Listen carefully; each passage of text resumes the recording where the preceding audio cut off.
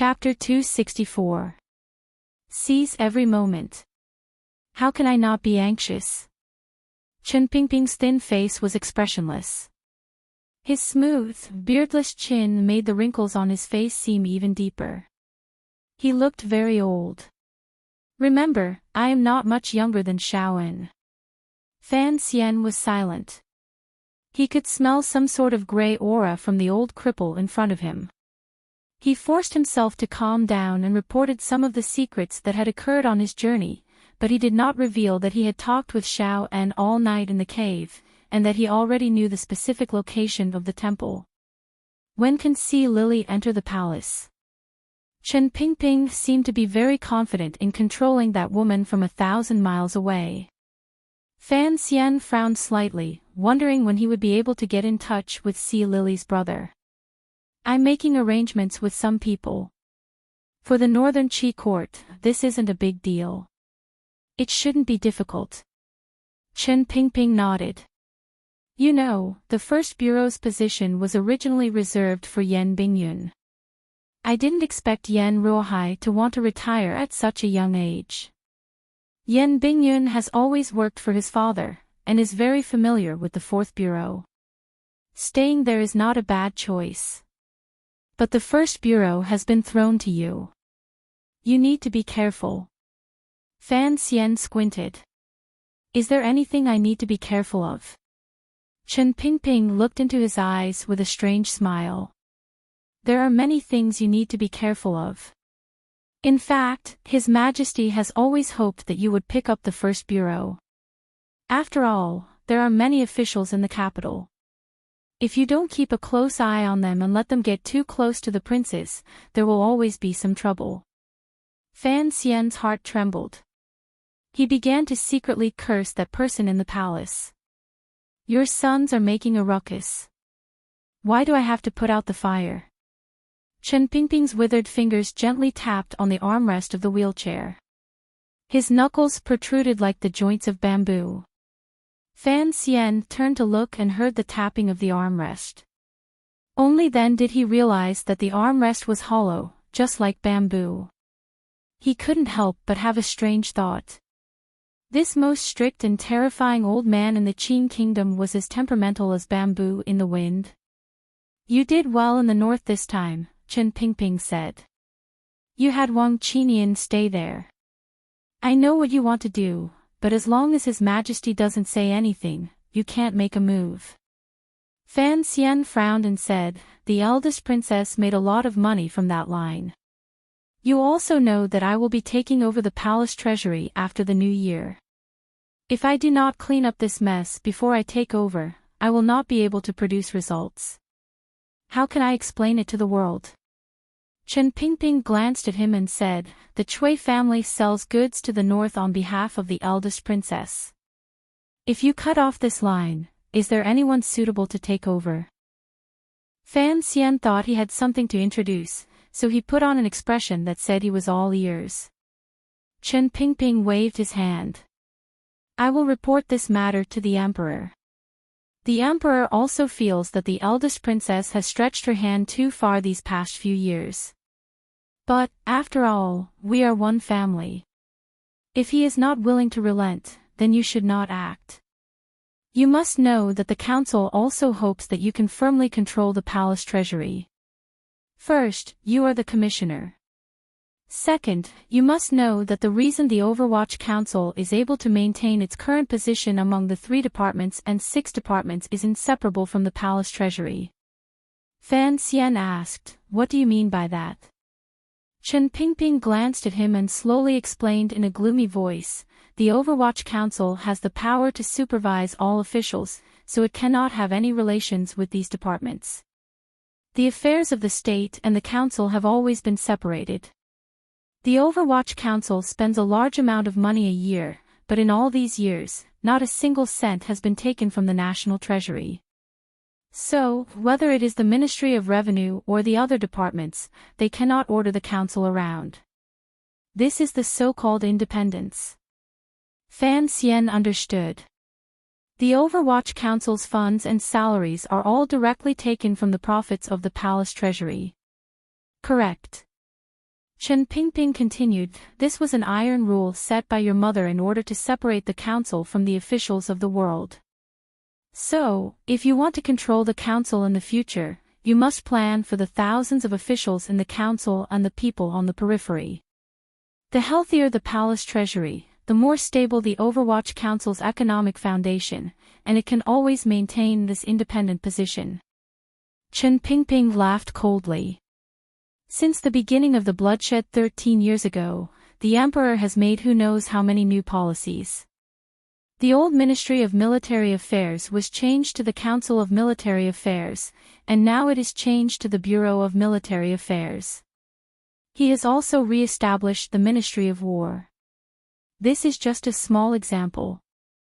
These things in name, changed again and again, seem to have no impact on the bones, but in reality, they have kneaded these departments into a big pile of dough. And the reason the Overwatch Council has always been like it was before is because of the so-called independence. Fan Xian smiled bitterly. This is all because of the Emperor's words. So you must fight. Chen Pingping stared coldly into his eyes. If there is a day in the future when the palace wants to crush the Overwatch Council, you must fight. If the Overwatch Council also becomes a broken thing like the Supreme Court, then our Qin Kingdom. I'm afraid it will slowly become a broken thing like the Wei Kingdom. Fan Xian understood the old cripple's worries. He had seen more than him, and naturally understood the importance of the so-called independence of the Overwatch Council. So, the Palace Treasury and the Overwatch Council have always been one and the same. Chen Pingping said each word clearly. Your father's thinking was really childish. To be in charge of the Palace Treasury, you must have power in your hands and firmly control this council. And to control this council, you must ensure the council's blood supply. Don't underestimate this thing called money. This small thing is enough to destroy the most tightly controlled organization in the world. Hearing him talk about his father, Fan Xian, as his son, could not say much. He could only silently accept the lesson. That day, Fan Xian went to the first bureau and officially took up his post. The yamen of the first bureau was not in the square, gray-black building of the Overwatch Council. Instead, it was in a courtyard next to the Supreme Court in the east of the city. The door looked solemn, but the sign on the door almost made Fan Xian spit on the face of Ting Zijing, who was acting as a coachman. He leaned against the wall of the carriage and resisted the urge to laugh. He looked at the sign, which he thought was neither fish nor fowl. The first bureau of the Overwatch Council of the Qin Kingdom. Fan Xian suddenly felt as if time had reversed. He thought he had come to another time and space, to the door of a prosecutor's office in a city famous for its oil fields. The carriage was light, and Mu Tai had not been notified beforehand. The council's official documents had not yet been issued, so the Overwatch Council officials of the First Bureau did not know that a new leader would be arriving today. The gatekeeper looked at the carriage in front of the yamen and muttered to himself. The young man standing outside was holding his belly and laughing like an idiot. What a waste of that pretty face of his. He stood there for a long time and did not come in. What was he doing? At this time, Fan Xian had already led Deng Ziyue and a few of his trusted aides inside. Ting Zijing did not want to go in. From the bottom of his heart, he wanted to stay away from the Overwatch Council. The gatekeeper was an old man nearly 50 years old. He hurried out and stopped them. Sirs, what can I do for you? Fan Xian was slightly surprised. The first time he had rushed into the Overwatch Council, no one had stopped him. That was because no one else was going to wander into the Overwatch Council later. His mind worked quickly. Seeing the gatekeeper come to stop him, he wondered if the First Bureau had a lot of officials visiting them on a regular basis. Although he was not wearing his official robes today, Deng Ziyue and the others were still wearing the uniform of the Overwatch Council. So the gatekeeper did not know who they were, and his tone was relatively gentle. Fan Xian ignored him and walked straight in. Deng Ziyu held up his hand to stop the old man, and they walked straight into the yamen. Once inside, Fan Xian realized that the first bureau was indeed different. Not only did no one come up to greet him, but after walking through a few rooms, he found that the rooms were empty. When it was time to be on duty, there was not a single person. He was a little confused. He found a chair in the side hall and sat down. He could faintly hear the sounds of chatter coming from the back of the yamen. There were a few officials in the Chinian unit. Coincidentally, one of them was with the commissioner today. His name was Su Wenmao. Seeing that Fan Xian did not look pleased, he hurried to the registration room to look for the official on duty. Unexpectedly, he could not find him. Su Wenmao was also puzzled. He had only left the first bureau for a year.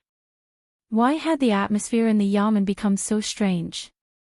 Fortunately, he was an old man. Even if he could not find him, he could still find tea and hot water. He hurriedly and respectfully made a cup of tea and brought it to Fan Xian.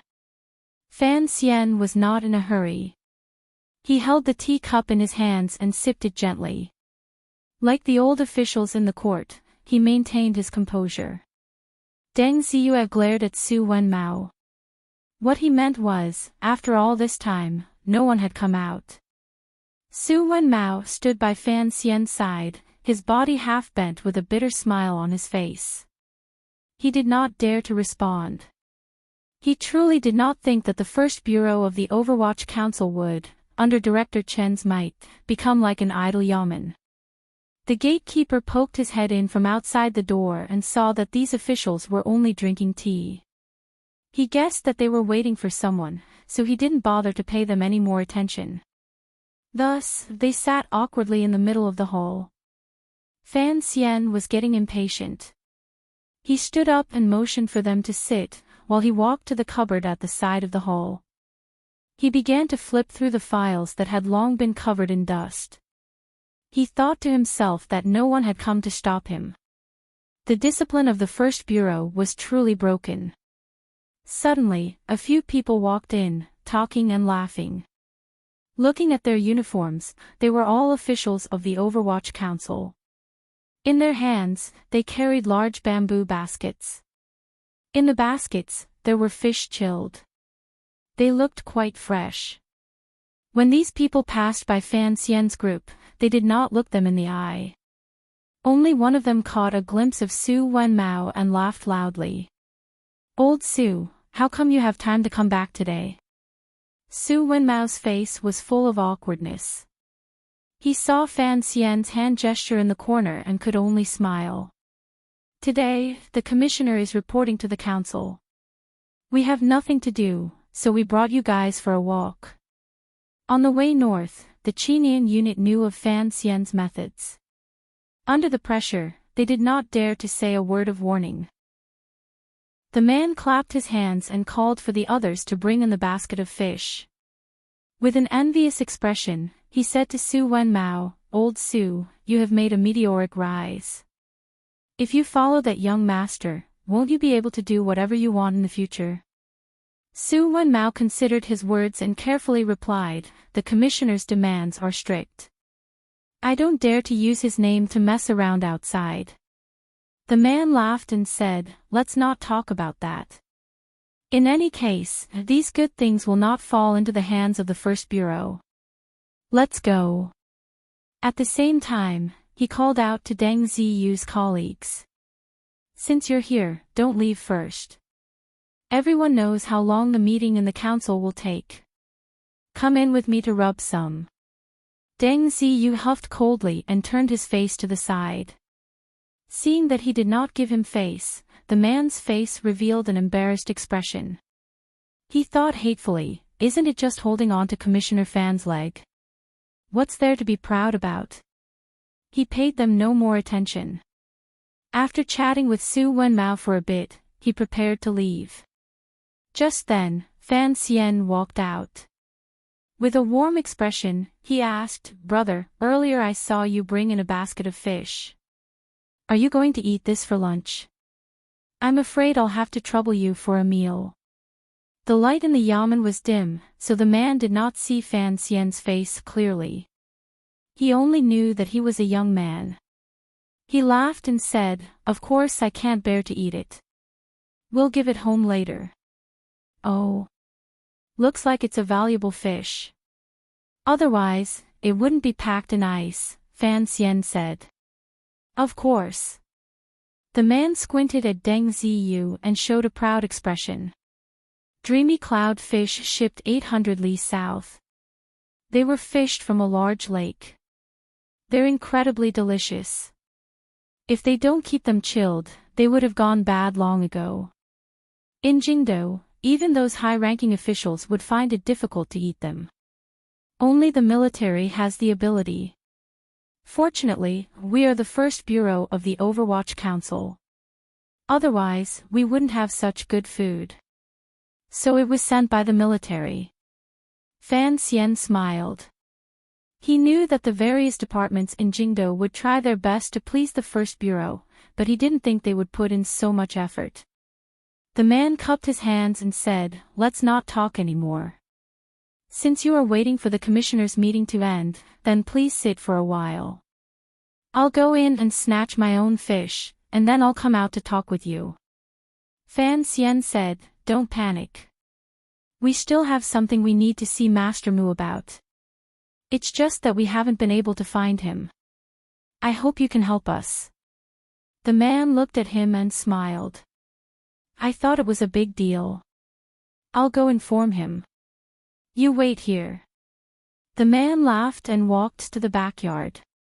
As soon as he left Fan Xian's line of sight, his expression changed.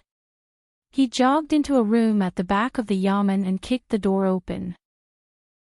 Inside the room, there were a few people sitting at a table playing mahjong. Being disturbed like this, they jumped in fright and couldn't help but curse. Mu Tai, who was sitting at the head of the table, had an unfriendly expression on his face. He turned a green mahjong tile into a hidden weapon and threw it at the man. "Are you going to a funeral?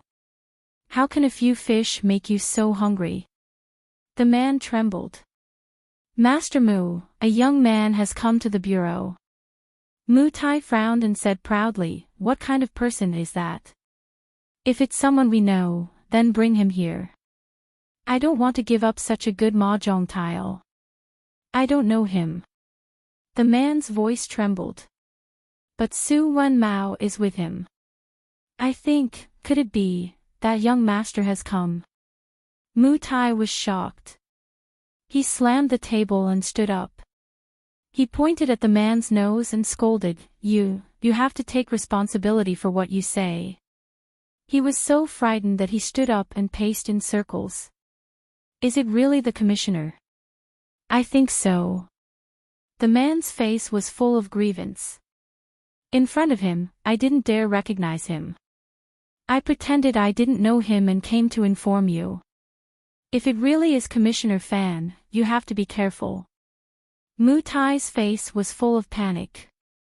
He quickly ordered his men to remove the mahjong table and rearrange it like an office. He jogged with the man to the front hall of the yamen. As he ran, he said, "Fenger, you have done well. Go back and ask your aunt to introduce you to a good marriage." Damn, why did the commissioner suddenly come? Thank goodness you reacted so quickly. You are truly worthy of the first bureau of the Overwatch Council. You did not neglect your disguise work. Good, very good. The secret agent called Fenger, wiped the ice water on his hands on the back of his clothes and said, "It's Lord Mu's good leadership, good leadership." Chapter 265. Mu Tai's face darkened, and he slowly walked out of the hallway.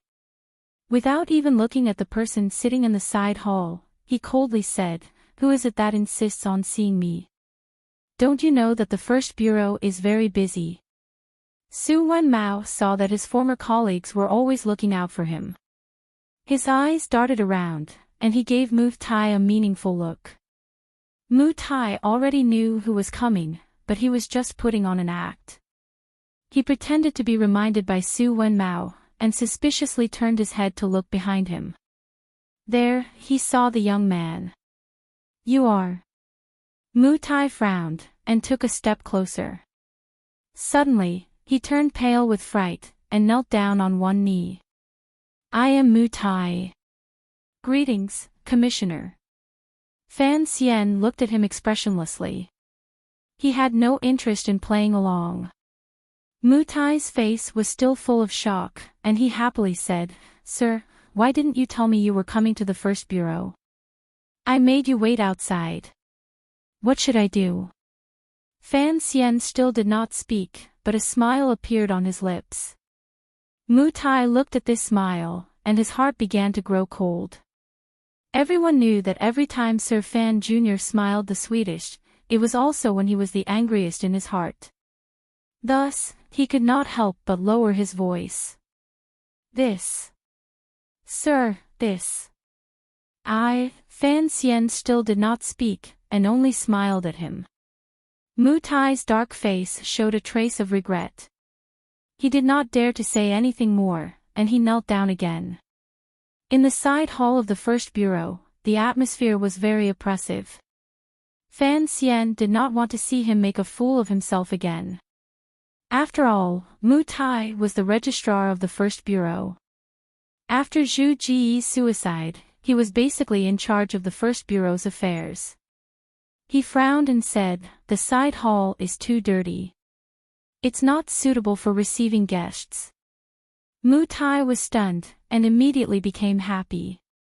He angrily yelled at Feng He, "Get someone to clean it up. It's against the rules to leave the files in the hall like this." Fan Xian smiled. Mu Tai leaped high into the air and shouted for the officials of the first bureau to come out. They began to move the dusty files into the dark room behind them. These officials were all slacking off. They walked out weakly and saw Master Mu standing obediently next to a young man. They did not know Fan Xian, but they were all intelligence officers. Their brains worked very fast and they immediately guessed the identity of this young man. Startled, they hurriedly went about their business. In a short while, the side hall had been swept clean, and the files were neatly organized. It looked like the first bureau of the Overwatch Council still retained their original ability to react quickly. "I'll give you an hour. Other than those who have council business in the various departments and manors today, and those whose identities cannot be revealed, I want to see all the employees of the first bureau." Fan Xian lifted the hem of his robe and sat down on a chair. He held out his hand, and Mu Tai placed the teacup in his hand. Dejectedly, he said, "I'll go now." He knew that this young master was not easy to fool, and that his future was in Fan Xian's hands. All he could do was work seriously, hoping to reduce Fan Xian's dislike of him. "You don't have to go yourself. It's such a small matter." Fan Xian took his hand back and took a sip of tea. He found that it was already cold, and he couldn't help but grin. Mu Tai quickly reached out his hand to change it. Fan Xian stared at him and placed the teacup on the clean table beside him. "Come with me. I have something to tell you." Mu Tai hurriedly ordered his subordinates to call back all of the first bureau's employees, who were always out and about, while he himself followed Fan Xian to the backyard. Seeing Fan Xian step into the room he had just come out of, Mu Tai felt a wave of anxiety wash over him. Fan Xian frowned and looked at the jade mahjong tile under the threshold. This is the most powerful yamen in the Overwatch Council. Even their mahjong tiles are made of jade. Mu Tai was sweating profusely as he explained, "It's fake jade. I wouldn't dare lie to you. This is a new product made by the Palace Treasury 2 years ago. It looks like jade, but it won't break." Back then, one of the 8 bureaus was given a set. The first bureau set has always been in the yamen, and no one has dared to take it home. Normally, when there isn't much work to do, we play with it occasionally. I am ashamed. I hope you will punish me severely. Fan Xian shook his head. We'll talk about that later. I'm just a little disappointed that the first bureau of the Overwatch Council is so bad at hiding their tracks. Did you play mahjong here earlier? If you've already taken it, why is there another tile under the threshold? Mu Tai wiped the sweat from his forehead. He knew that this was the tile he had used to hit his nephew. When his subordinates were cleaning up the room, they must have forgotten about it. Fan Xian sat down and looked at him. Tell me, how did you become an official? It's not a big crime to play mahjong when you have nothing better to do. Mu Tai's heart skipped a beat. So none of this was a big crime. Just as he was feeling at ease, he suddenly heard a loud bang. He was frightened, and he looked at Commissioner Fan with a timid expression. Fan Xian slammed his palm heavily on the table. With his current strength, it would have been easy for him to smash the wooden table into pieces. But this time, he only made a loud noise. In a cold voice, he scolded, "When I saw that basket of fish earlier, I realized that you dared to take bribes from the various bureaus. Do you want to die? If the council finds out, I'm afraid the Internal Affairs Bureau will be the first to skin you." Mu Tai hurriedly knelt in front of him. He mumbled for a long time, unable to say anything. He thought that a basket of fish was not a big deal. Fan Xian coldly scolded him. Do you think a basket of fish is not a big deal? But you must know the iron rules of the council, especially when it comes to supervising the officials in the capital. If you play with those officials like brothers, how will you supervise them in the future? Fan Xian had always seemed like a gentle person, but gentle people could occasionally get angry. His words were cold and oppressive, and it made Mu Tai feel terrified. Fan Xian looked at the official kneeling in front of him. He couldn't help but feel disappointed and surprised. Not only because of the first bureau he was about to take over, but also because of the man in front of him. Rise. According to the council's rules, there was no need to be so strict between superiors and subordinates. But Mu Tai knew that he had to maintain a proper attitude. After all, he had some history with Fan Xian. Hearing Fan Xian's words, he dared to stand up. Fan Xian looked at Mu Tai's impressive face. His lips were like thin iron, and his complexion was dark. He couldn't help but frown. In the entire capital, you are the first person to know my true identity. Mu Tai's heart sank. Last year, when he was investigating Nyolan Street, he had taken the liberty of going to Fan Manor to ask questions. At that time, the Fan household was not as popular as it was now. But this young man in front of him had revealed his identity, and he knew that he was the legendary commissioner of the council. This had been a rare opportunity. He had thought that he would have to struggle for many years, but in the end, it had all gone to Wang Qinyan's old man. In this year, you have helped me with some things, Fan Xian said, squinting. Fan Xian narrowed his eyes and said, logically speaking, you should have used my connections more often, but you didn't. This made me very happy. I thought you were a sincere person. I just didn't expect that in a year, you would change so much. You went from an honest person who felt awkward even when flattering Sima Qian to the wily old bureaucrat who only knows how to muddle through life and learn to change faces. I am very disappointed. The words, very disappointed, made Mu Tai feel even more disappointed in himself. He knew that although he was not as close as Wang Qinyan and Commissioner Fan, and he did not expect to be in charge of such a large area by himself, in the past year, he had been promoted from a 7th-ranked official to a 5th-ranked official. Even if he thought with his butt, he knew that this was all because of Commissioner Fan. He took a deep breath and did not try to explain himself. He only said in a low voice, Sir, please watch my performance in the future. Fan Xian noticed that Mu Tai had changed from a lowly official to a lowly official, and he straightened his back a little. There was a hint of admiration in his eyes. He said, that's good. Not everyone has the talent to be a supporting character. Don't always remember Wang Qinyan's style. You should return to being the person who was wholeheartedly investigating the case, and I will naturally not hinder your future. After the storm came the sunny weather, and after the sunny weather came the storm again. Mu Tai looked at the commissioner in front of him, thinking that this man's mind was really like the summer that had just passed in the capital. He heard Fan Xian ask in a low voice, "Tell me, how did this place become so rotten? I've been to the other places in the council, and they can't compare. The officials in the other places are all cautious and conscientious. Not to mention playing mahjong, even going out to pay their respects has to be rushed, and there's no wind. Look at this place. What's the difference between this and a wet market?" Mu Tai had already thrown caution to the wind. He wanted to be himself again, and he wanted to cling to Sir Fan Jr.'s thick thighs. He did not hide anything and directly said, "Sir, I cannot escape the blame for the first bureau becoming like this. But for the past year, there has been no official to manage it, and the people below me do not accept me, so naturally they have become lax." Fan Xian was very clear on this matter. Back then, the head of the first bureau, Zhu Gu, secretly relied on Xinyang and leaked information about Yan Bingyun, which led to Yan Bingyun's arrest in the north. Later, the council investigated, and Zhu Gu failed.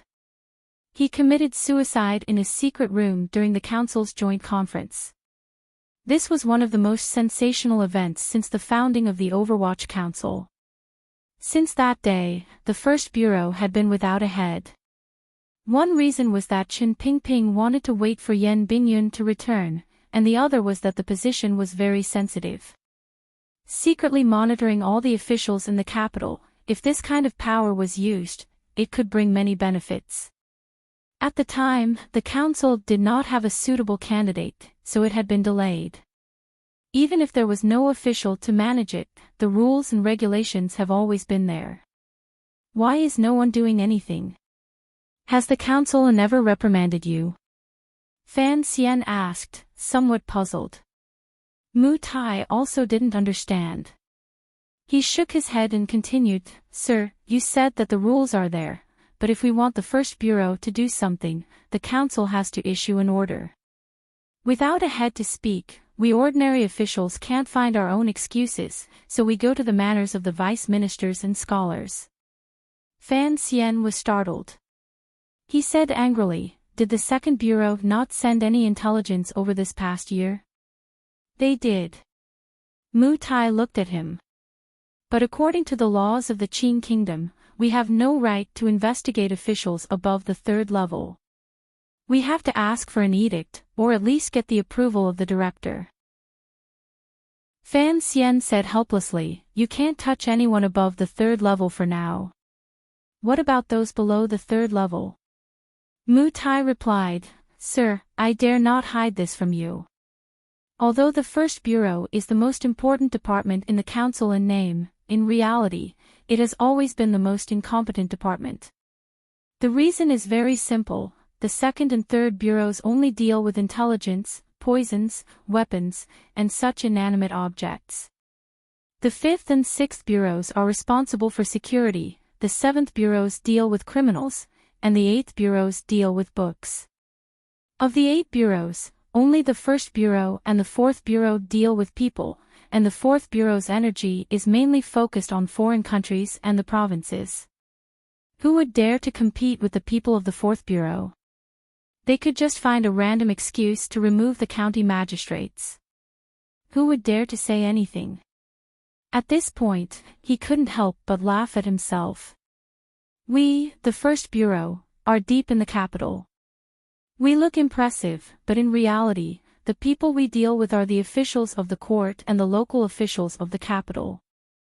In terms of status, they are more respected than we are. In terms of status, the officials of the capital see the first bureau of the Overwatch Council, so it's natural for them to be friendly to us. If the 6 bureaus have something to gain, they won't forget about us. But if they really want to compete, they won't be afraid of us." Fan Xian thought this wasn't right. Where in his previous life had he heard of such a cowardly brocade guard? For those below the 3rd level, you have the right to file a case and conduct independent investigations. If they are afraid of you, they will try to please you. Why would they dare compete with you? Mu Tai laughed at himself. Sir, those officials may be below the 3rd level, but what about their teachers? These officials have long ago woven a big net all over the capital. Some cases, even if we find evidence, can't be reported. Fan Xian squinted and asked, why? It's simple. The brothers of the First Bureau also have to live in the capital. Mu Tai sighed. Although the salary is much higher than that of ordinary officials, the relatives of the family still have to find a way to make a living. They find jobs in the various yamen. Even if you don't deal with these officials, even if you sell vegetables, if you investigate a scribe in the capital government, the capital's magistrate will have the ability to shut down your vegetable stand. The reason he uses is very much in line with the laws of the Qin kingdom. You can't find any fault with it. As for those who are connected to the palace, they won't even look at us. Like Dai Zhen of the Vegetable Inspection Bureau in Dengshi, he is a well-known corrupt official, but we can't touch him. Why? Because eunuch Dai of the palace is his uncle. Ever since Master Zhu committed suicide to escape punishment, the First Bureau has no one to lead them. The officials under him won't easily offend the officials in the capital. Who doesn't have relatives? We're all in the bureaucracy, so we have to leave some room to meet in the future. Mu Tai said with shame, I'm not afraid of your anger, sir. This year, I've been trying to protect myself. Other than the big cases handed down by the council, I haven't investigated anything else. Sir, it's not that I don't have the guts, it's just that living in the capital is not easy. There are too many officials that I have to deal with. Fan Xian didn't say anything. He calmly said, from now on, talk to me like this. Rectification. The first thing to be rectified is that people don't do practical things. They only know how to please their superiors.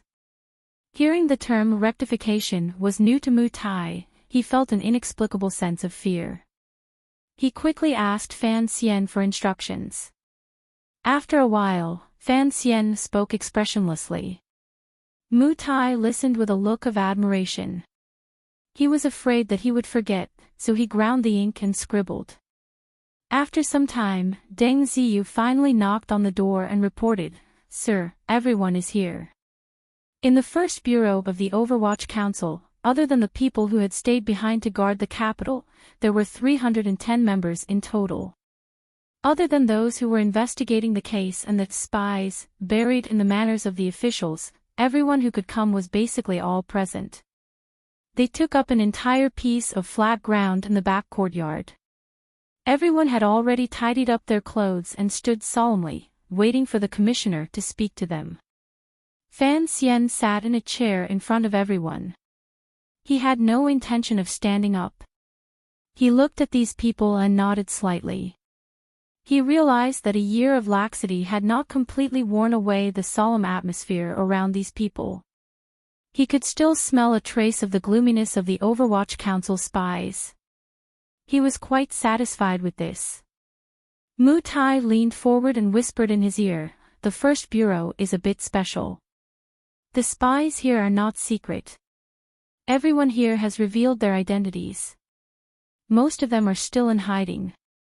The spies' names are kept in the yard and cannot be accessed. If you want to see them, you will need the First Bureau's report and the director's warrant. He thought of Fan Xian's status and paused.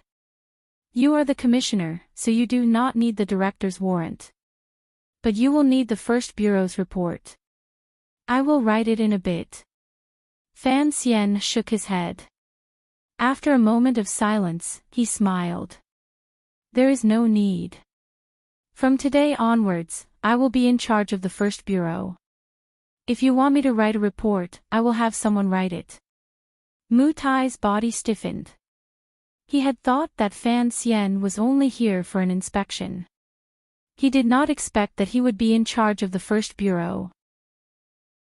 But when he thought of the fact that he could work with Fan Xian in the future, and that it would be easier to get close to him, a trace of joy appeared on his face.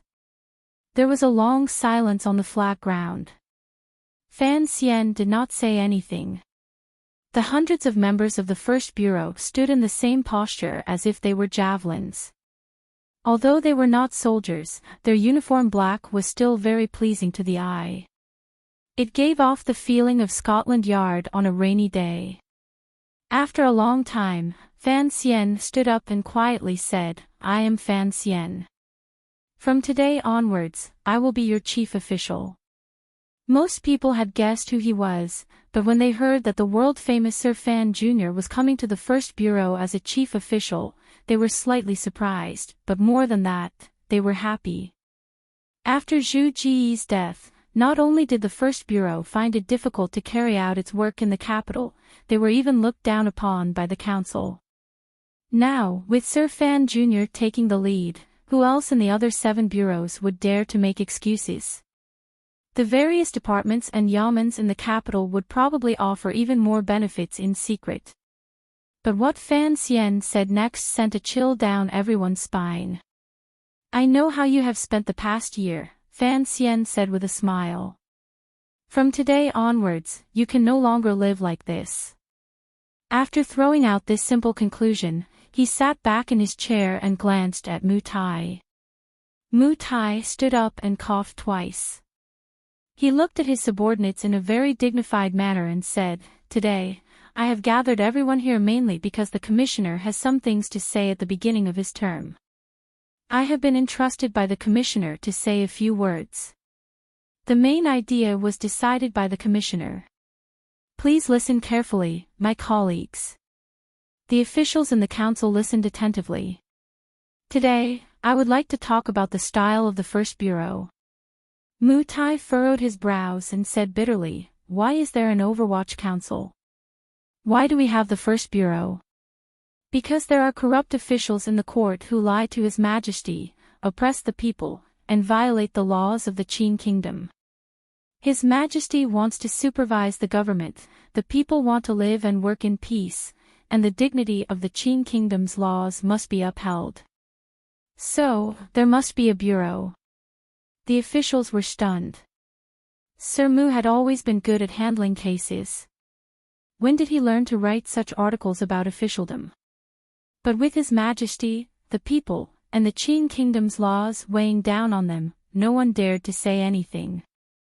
"We are the first bureau. We are His Majesty's eyes and ears. If we want to be able to hear and see well and share His Majesty's burden, we must be in sync. Our troops must be strong, and our orders must be carried out like a mountain. Otherwise, the supervision of the officials in the capital would be like a castle in the air." What are the problems in the first bureau today? His Majesty's instructions are wise and correct, and the first bureau's work has been fruitful. In this regard, the commissioner has praised us greatly. Mu Tai's tone suddenly changed, and he said coldly, "But in the past year, there have been many problems in the first bureau. As the acting supervisor, I am responsible. Tomorrow, I will ask for punishment. But from today onwards, you are not allowed to do anything that violates the rules of the Overwatch Council. You are not allowed to privately or in the name of the first bureau, to accept gifts and benefits that can be converted into money from other departments of the court. You are not allowed to refuse any reports for any reason. You are not allowed to have daily contact with officials of any departments under any name. If a case requires a banquet, you must report in advance, and the minimum number of guests must be at least 3. Increase the organization of the routine work and strictly implement the rules of the Overwatch Council and the relevant rules. In the past year, if you have done anything inappropriate, please report to me within 10 days, and I will forgive you." Mu Tai was still talking incessantly, but the officials of the first bureau grew nervous. They did not know that this was the so-called rectification movement, but they could tell that if Commissioner Fan really did go all out, they would never be able to get the benefits they had earned this year again. Furthermore, they would have to throw themselves back into the dangerous and glorious work of offending the officials of the capital. Everyone could not help but look embarrassed and resentful. Even so, they still did not whisper or retort. They did not behave like the officials of the 6 ministries. Although their expressions fluctuated, they still stood firmly with great control. The Overwatch Council, which Chen Pingping had single-handedly trained, was, in terms of foundation and essence, the most solid spy team in the world.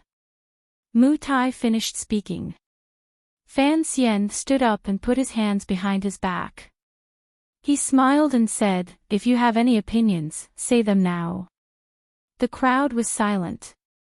The difference between the status of the ordinary secret agents and investigators of the Overwatch Council and Fan Xian, who was favored by the heavens, was too great. No one dared to argue in front of him. Fan Xian smiled and tried to draw the snake out of its hole. "It's a collective brainstorming. The director has sent me to the first bureau because he thinks highly of my colleagues. You all know that I am busy, and I can't be bothered to go to a normal yamen." After he said this, the officials in the court relaxed a little. It was rumored that Commissioner Fan hid a dagger behind his smile, but at this moment, they could not see it. He was of noble birth and was a world-famous scholar. How could he be proficient in the dirty work of the Overwatch Council? They agreed for now, and would think about it later. They all bowed and said, "As you command, Commissioner Fan." Fan Xian frowned, a little dissatisfied. Mu Tai was close, and he could see the coldness in Fan Xian's eyes. He thought Fan Xian was dissatisfied that his subordinates did not appear to be loyal. Worried, he quickly gave Fenger, who was standing in the front row, a look. This person was his distant nephew, also surnamed Mu.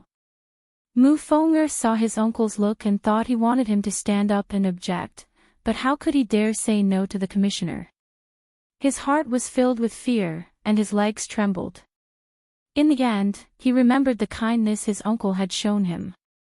He steeled his heart, gritted his teeth, and stood out of the line of soldiers. Without any hesitation, he saluted and said, "Commissioner, although the position of the First Bureau is to supervise the officials in the capital, it is difficult to avoid social interactions. Everyone has relatives, such as my brother-in-law, who is currently working in the Cavalry Bureau. If I do not interact with him on a daily basis, that is fine, but I am afraid that my fierce wife at home will not stop arguing." These words seemed mischievous, but no one dared to laugh.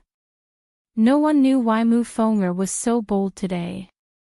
Fan Xian was happy, but his face was gloomy. In a cold voice, he scolded, "Do you think the rules of the council are a pile of dog shit that you can slap on your face however you want? The rules have long been made clear that relatives within 3 generations are not included after they have been registered.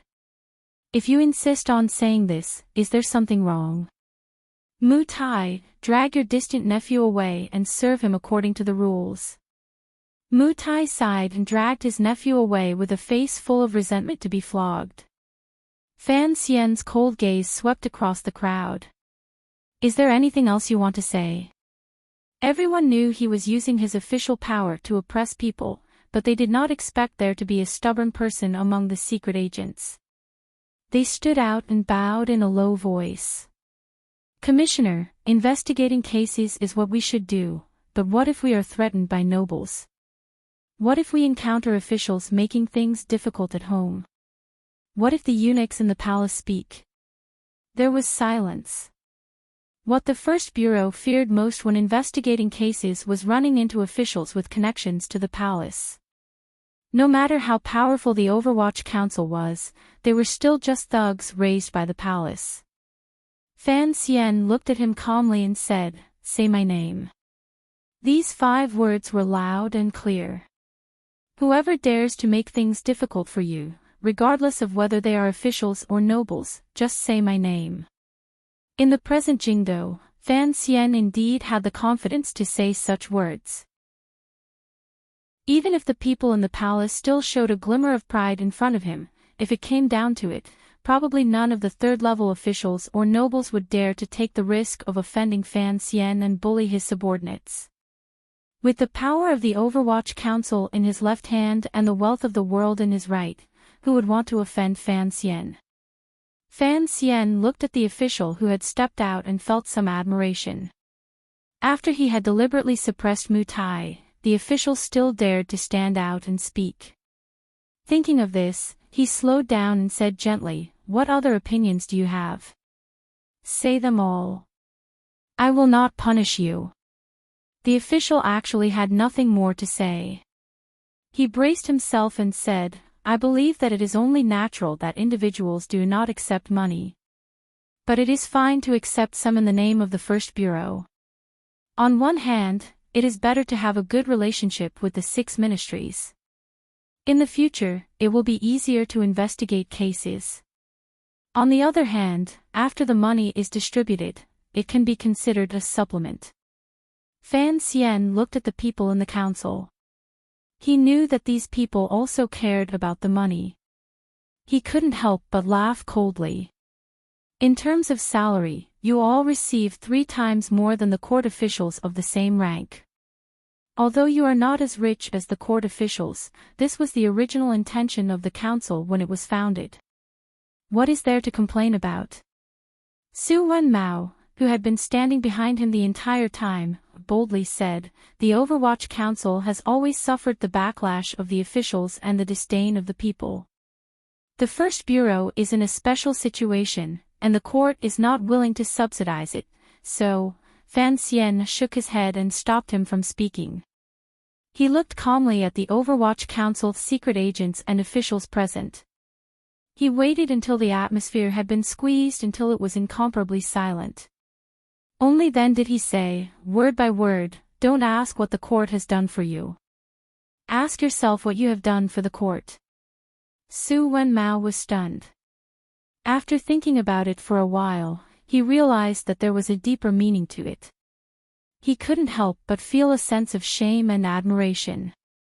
Yes, when the officials of the First Bureau were planning for themselves, did they ever think about why the court had established the Overwatch Council? The official who had stepped out to speak was also stunned. After so many years of education and influence from the council, and Chen Pingping's admonition, it seemed that he had returned to the state of mind he had when he first stepped into the council. His heart warmed, he clenched his right fist and shouted, "Everything for the kingdom of Qing. Everything for the kingdom of Qing." This was the motto that everyone present had to remember on their first day in the Overwatch Council. Fan Xian looked at the scene and smiled with relief. He clenched his right fist and said to himself, "Everything for life." Chapter 266. The sky was dark. All of Jingdo was enveloped in a gloomy and somber atmosphere. The refreshing autumn air had disappeared. The cold rain that had continued for 3 or 4 days not only washed away the dust in the roof tiles of the private residences but also washed the stone pavement clean.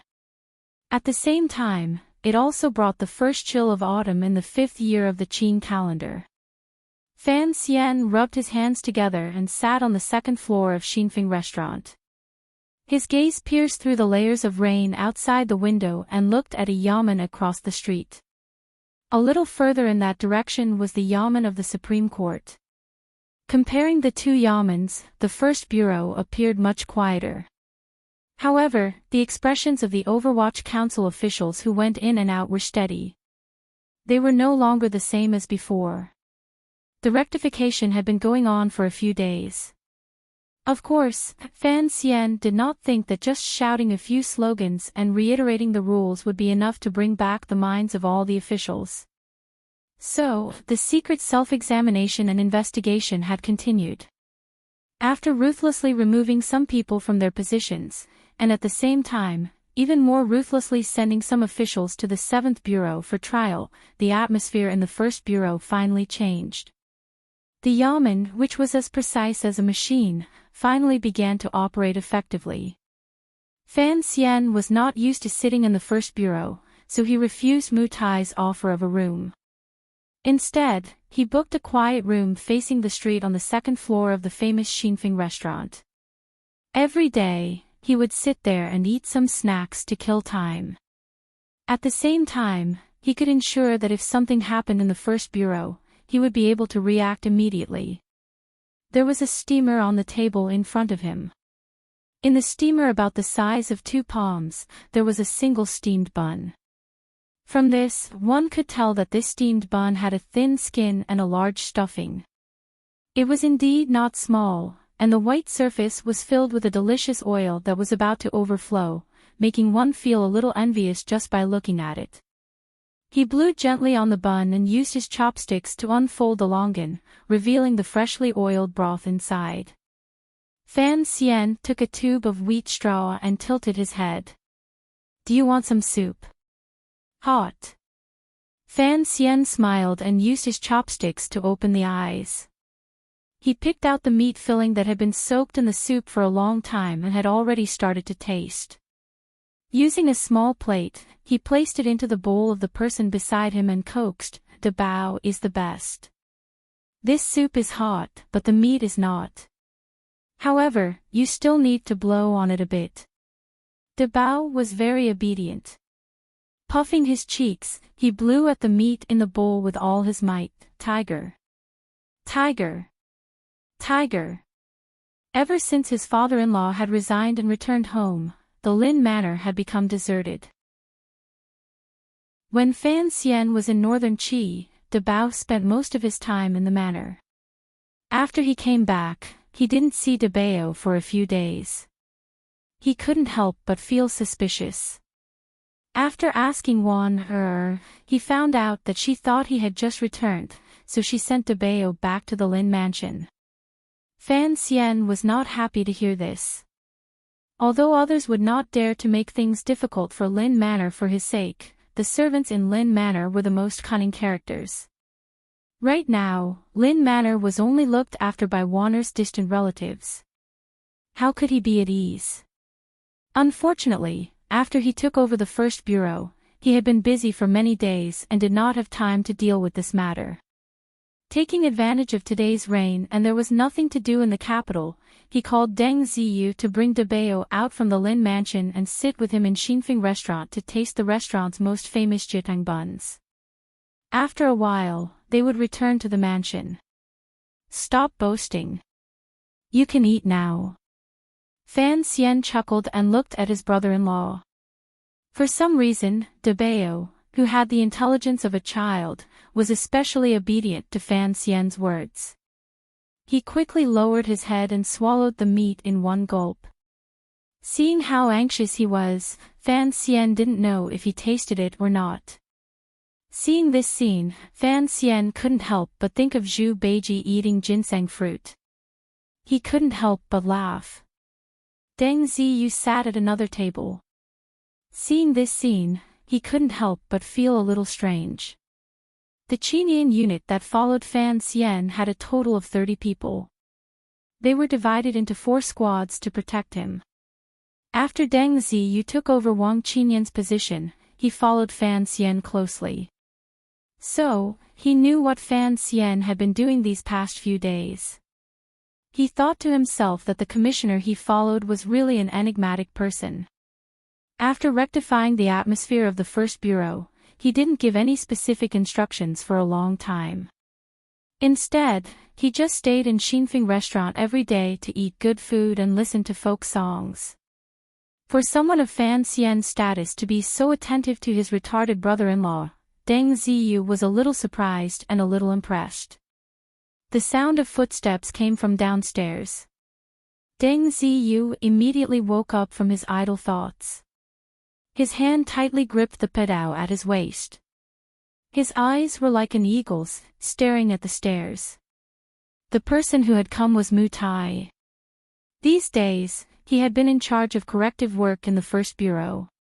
He had to examine the subordinates who were suspicious, and at the same time, he had to maintain everyone's morale.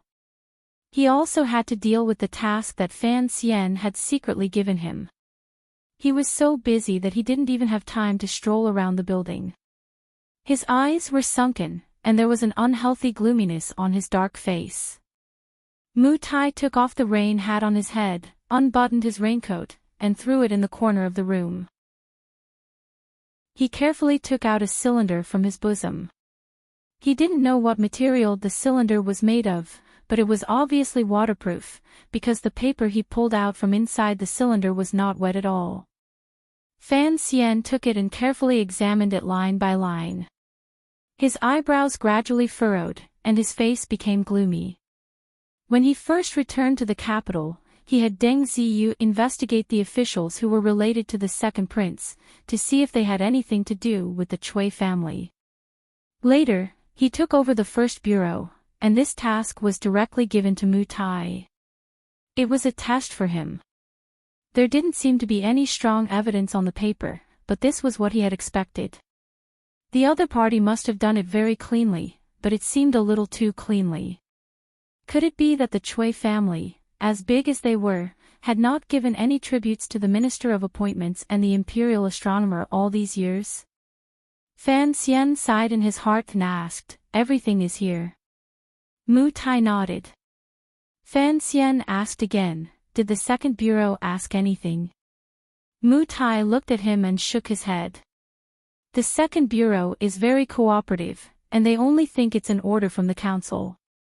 They don't know that it's the commissioner's will. Please don't worry, I can guarantee that no one knows. There's no information from the second bureau. Fan Xian realized that he was still holding the chopsticks in his hand. He knew that he was a little nervous about this matter. He laughed at himself and put the chopsticks on the side of the steamer. His biggest enemy now was the eldest princess, who was far away in Xinyang. No one knew when she would return to the capital, so he had to confirm that, after the crown prince and the eldest princess gradually drifted apart, who the princes in the court were, and who was on the same side as the eldest princess. Mu Tai's tone was still respectful, but with a hint of confidence. Although the second bureau is responsible for intelligence work in the capital, their sources are not as good as the first bureau's. Please don't worry, sir. Fan Xian nodded, indicating that he could leave. After Mu Tai left, Fan Xian looked at the small, densely packed words on the file and fell into deep thought. It recorded all the people the Cui family had bribed over the years, the time, and the reason. Most of the officials in the capital had connections, but there was no trace of the second prince's faction. This gave him a headache. His intuition told him that there was a problem, but he couldn't find anything useful in this complicated information. In reality, Fan Xian knew very well that his forte lay in assassination, holding power, and creating momentum. In the end, under the gentleness on the surface, he only had the heart of an assassin. He was not an emperor who was good at controlling and manipulating people's hearts. He was also not a strategist who was good at analyzing intelligence and judging strategies. Knowing one's weaknesses and using one's strengths, Fan Xian used people in this way and analyzed himself in this way. Thinking of that meticulous plan in Shangjing, northern Qi, he couldn't help but sigh. He began to think of Wang Qinian, who seemed funny, but had actually helped him come up with many ideas. Of course, the true mastermind of that plan was Yan Bingyun. Fan Xian had originally planned to tie him to his belt after he returned to the capital. Who would have thought that the council would send Yan Bingyun to the fourth bureau and leave him in charge of the first bureau? It was no easy task to squeeze Sir Yan Jr.'s intelligence and strategy from an official point of view. He glanced at Debao and found that his brother-in-law was launching a final attack on a bowl of mixed paste noodles. He couldn't help but smile. Picking up the steamed bun skin that had lost its meat filling, he reached into Debao's bowl and carelessly smeared some meat sauce on it. Then, he quickly stuffed it into his mouth and began to chew in large mouthfuls. Debao was stunned. He realized that a hand had brushed past his bowl. It took him a while to react. He slowly raised his head to look at Fan Xian, who was full of pride.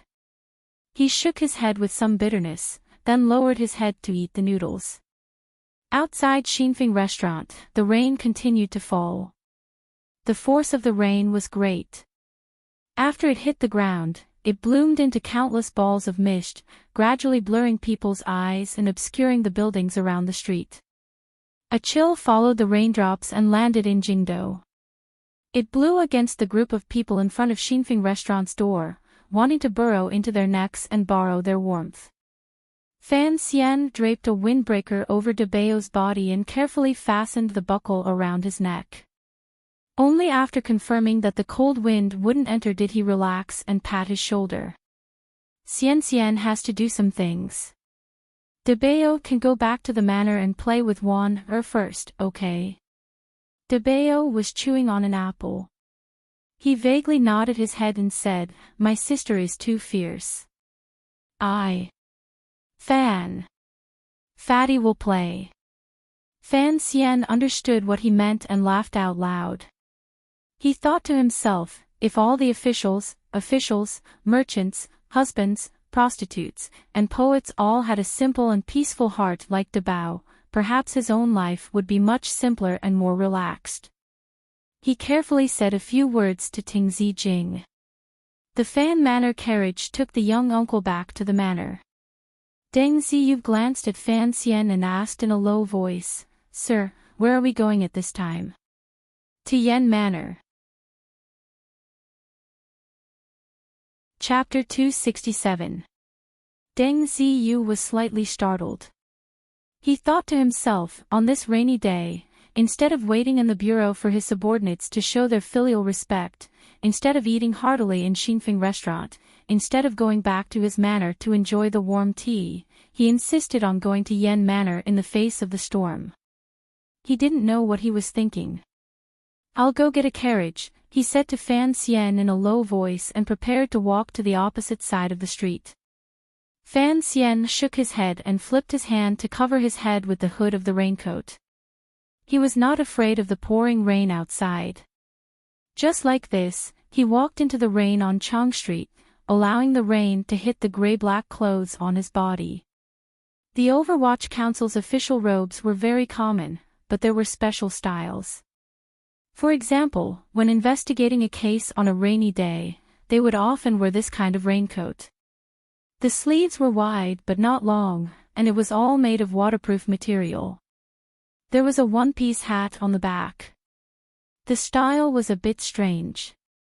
It was like a windbreaker, but also like a cloak. When the rain fell from the sky and landed on this clothing, it would slide down smoothly. Back then, when Shu the scholar first saw this kind of Overwatch Council clothing in Jingdo, he was greatly interested and gave it another name, lotus clothes, using the meaning of rainwater sliding off lotus leaves like pearls. But, after all, the style of this kind of raincoat was a bit strange and did not fit in with the current sense of beauty. So, even with such a wonderful name as lotus clothes, it still did not spread among the people. Only the officials and spies of the Overwatch Council would wear this kind of clothing. So, in the current rainy days in Jingdo, as long as one saw this kind of person wearing a black and gray lotus clothes, everyone would know that the Overwatch Council had come out to do business and would hide like a ghost. Fan Xian walked first into the rain. The people of the Qinian unit did not dare to be negligent. Just like that moonlit night, they split into a few positions and surrounded him at a distance that was neither too far nor too close. They walked forward on the quiet rainy Chang Street. The rain pounded against their clothes, and their long boots stepped on the puddles. Tap, tap, tap, tap. The few people in the mist unexpectedly had a silent and fierce aura. The owner of Xinfeng restaurant, who was bowing to send off the guests, raised his head slightly and looked at this scene. He thought to himself that this Commissioner Fan was truly an interesting person. Bringing along a few subordinates, he was able to wear these strange clothes beautifully and walk out with texture. The Yen Manor was not far. After walking for a while in the rain, they turned into a small alley. Once they came out and stood to the right, they could see the manor door, which was not very wide. Thinking of the father and son in this manner, who were in charge of all of the court's spy activities, even Fan Xian couldn't help but feel a glimmer of seriousness. Yan Ruohai was an old official who had been in charge of the 4th Bureau of the Overwatch Council for 10 years. He was deeply favored by the emperor, as well as held in high regard by Chen Pingping. Even the 6 ministers of the court did not dare to be too arrogant in front of him. When the Overwatch Council was first set up, the official ranks were set very low. Later on, for the sake of convenience, the emperor basically used the method of bestowing titles to forcibly raise the political status of the Overwatch Council officials. For example, Yan Ruohai had become a second-rank viscount a few years ago. Last year, Yan Bingyun had been betrayed by the eldest princess to Northern Qi. In order to appease the loyal officials of the Overwatch Council, the emperor directly promoted Yan Ruohai's title to a 3rd-rank count. Even Fan Xian's father Fan Jian, who was now the Minister of Revenue, was only a 1st-rank count.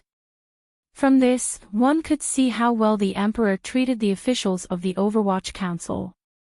However, there was no new plaque on the door of the Yan Manor. The small title below the Yan Manor still read Jingqingzi Manor instead of Jingqingzi Manor. The words were also in black instead of gold, making it appear extremely low-key. But Fan Xian knew that other than the officials who had been granted titles, only the officials who had been personally appointed by the emperor had the right to write their titles in front of the manor. From this, it could be seen that the Yan Manor was also bestowed by the emperor.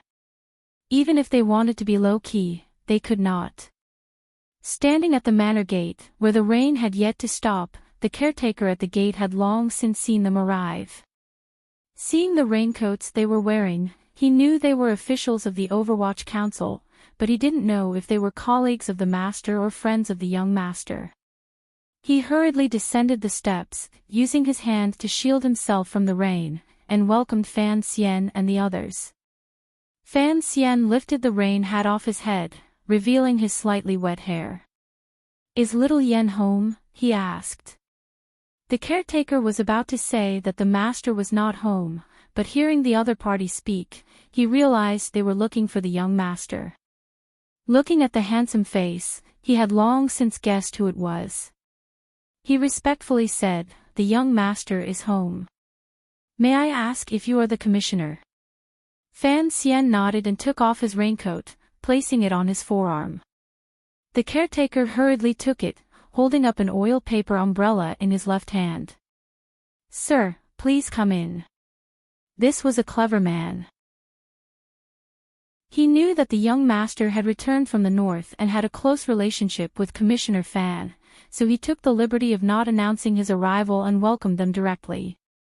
Fan Xian had the same idea. He smiled at the caretaker, and very naturally walked into the manor. After all, his rank was above that of the Yan father and son, so there was no need to be polite under these circumstances. This was the first time he had come to Yan Manor, and he couldn't help but be curious about the environment of the manor. But following the caretaker's umbrella, he did not see anything out of the ordinary along the way. There was just enough rain to moisten the surprisingly large fake mountain in the courtyard, making the moss on it seem as if it had returned to its youthful green. Past the fake mountain was the inner courtyard of Yan Manor. Fan Xian looked at the 2 people in the distant veranda, listening to the rain, and smiled. He waved his hand to indicate that no one should follow him, and he slowly stepped on the puddles of water on the stone floor, trying not to make a single sound as he approached the veranda. The veranda was in the rain, and the stone steps beside the pillars were soaked. Even the ground under the veranda was half wet. But the 2 people in the veranda remained unmoved. They sat on 2 chairs and stared blankly at the scene of the autumn rain. One of them was Sir Yen Jr., who had just returned to the capital not long ago. The other was Lady Shin, who had fled thousands of li. The 2 of them sat on the chairs and did not speak, nor did they look at each other. They only cast their gazes into the rain, as if hoping that the ceaselessly falling rain would weave into a curtain of pearls and reflect their gazes back into each other's eyes. Fan Xian laughed bitterly. He found that Yan Bingyun's face was still a sheet of frost, but there was a gentleness in his eyes. Lady Shen, who was beside him, seemed to have shaken off the misery of the day her family was ruined.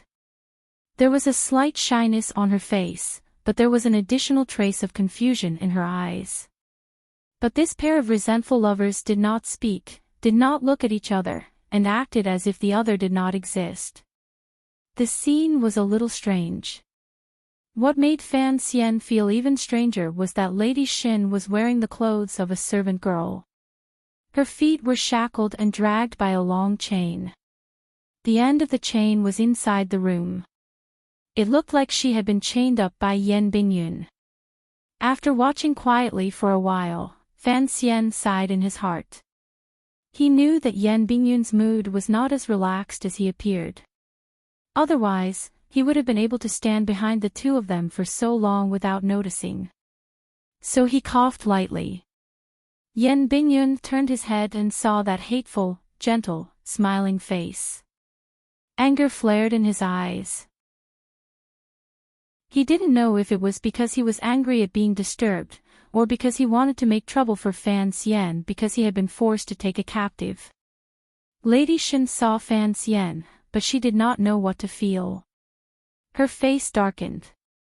She rose from the chair, bowed slightly, and entered the room. The clanking of the chains echoed endlessly in the rainy corridor. Yan Bingyun did not seem surprised that Fan Xian had barged into his manor. After inviting him to sit, there was no strange expression on his face. But Fan Xian was a little surprised at how quiet the Yan manor was. He sat in the chair that Lady Shen had left behind, feeling the lingering warmth of the seat. He couldn't help but feel his heart flutter. He forcibly suppressed his untimely and inappropriate thoughts and said, "I had thought that after you went through so much trouble to return to the capital, there would be many officials here to congratulate you. Who would have thought that on this rainy day, there would only be you and Lady Shen looking at each other and crying silently?" Yan Bingyun explained very seriously, "First of all, I did not look at her. I think she did not care to look at me. Second of all, it was the sky that was crying, not me." Fan Xian shrugged his shoulders and said nothing. Yan Bingyun continued, "Father has never liked to interact with officials of the court, and I am not as famous as the commissioner in the capital. Naturally, the manor would be a little quieter." Fan Xian shook his head. "I know that before you went to Northern Qi, you were a famous young master in the capital. Now that you have returned home, you will certainly be promoted again. How could those people who want to curry favor with the Yan manor not come knocking? Even if your family is the head of the Overwatch Council and does not belong to the same system as the court officials, I think no one would pass up such a great opportunity." Yan Bingyun's face was expressionless. "Father keeps 3 dogs. They are always tied outside the door, so no one dares to enter the manor." Fan Xian was surprised. He touched his slightly wet hair. "Why didn't I see them when I entered the manor?" Yan Bingyun said, "Today, there was a heavy rain that stopped the guests. Those big black dogs have been working hard these past few days. Let them rest." Fan Xian was speechless. "Sir, what business do you have with your visit today?" It was clear that Sir Yan wanted to deliberately keep his distance from this Sir Fan Jr. Presumably, this was a result of his family upbringing. Fan Xian ignored this. He took out the cylinder, opened it, and threw it into Yan Bingyun's lap. Yan Bingyun picked it up and squinted at it. His expression was a bit unnatural. "Sir, you really do trust your subordinates. But this is a way for the first bureau to survive. Showing it to me is already against the rules." Fan Xian looked at him with a smile. "Don't think that you can avoid me every day just because you are about to take over your father's position. You call me sir, so you know that even though I am in the first bureau and you are in the fourth bureau, I am still a commissioner. If you really push me too far, I will send out a warrant and have you transferred to the first bureau. If I demote you, you won't be able to do anything about it.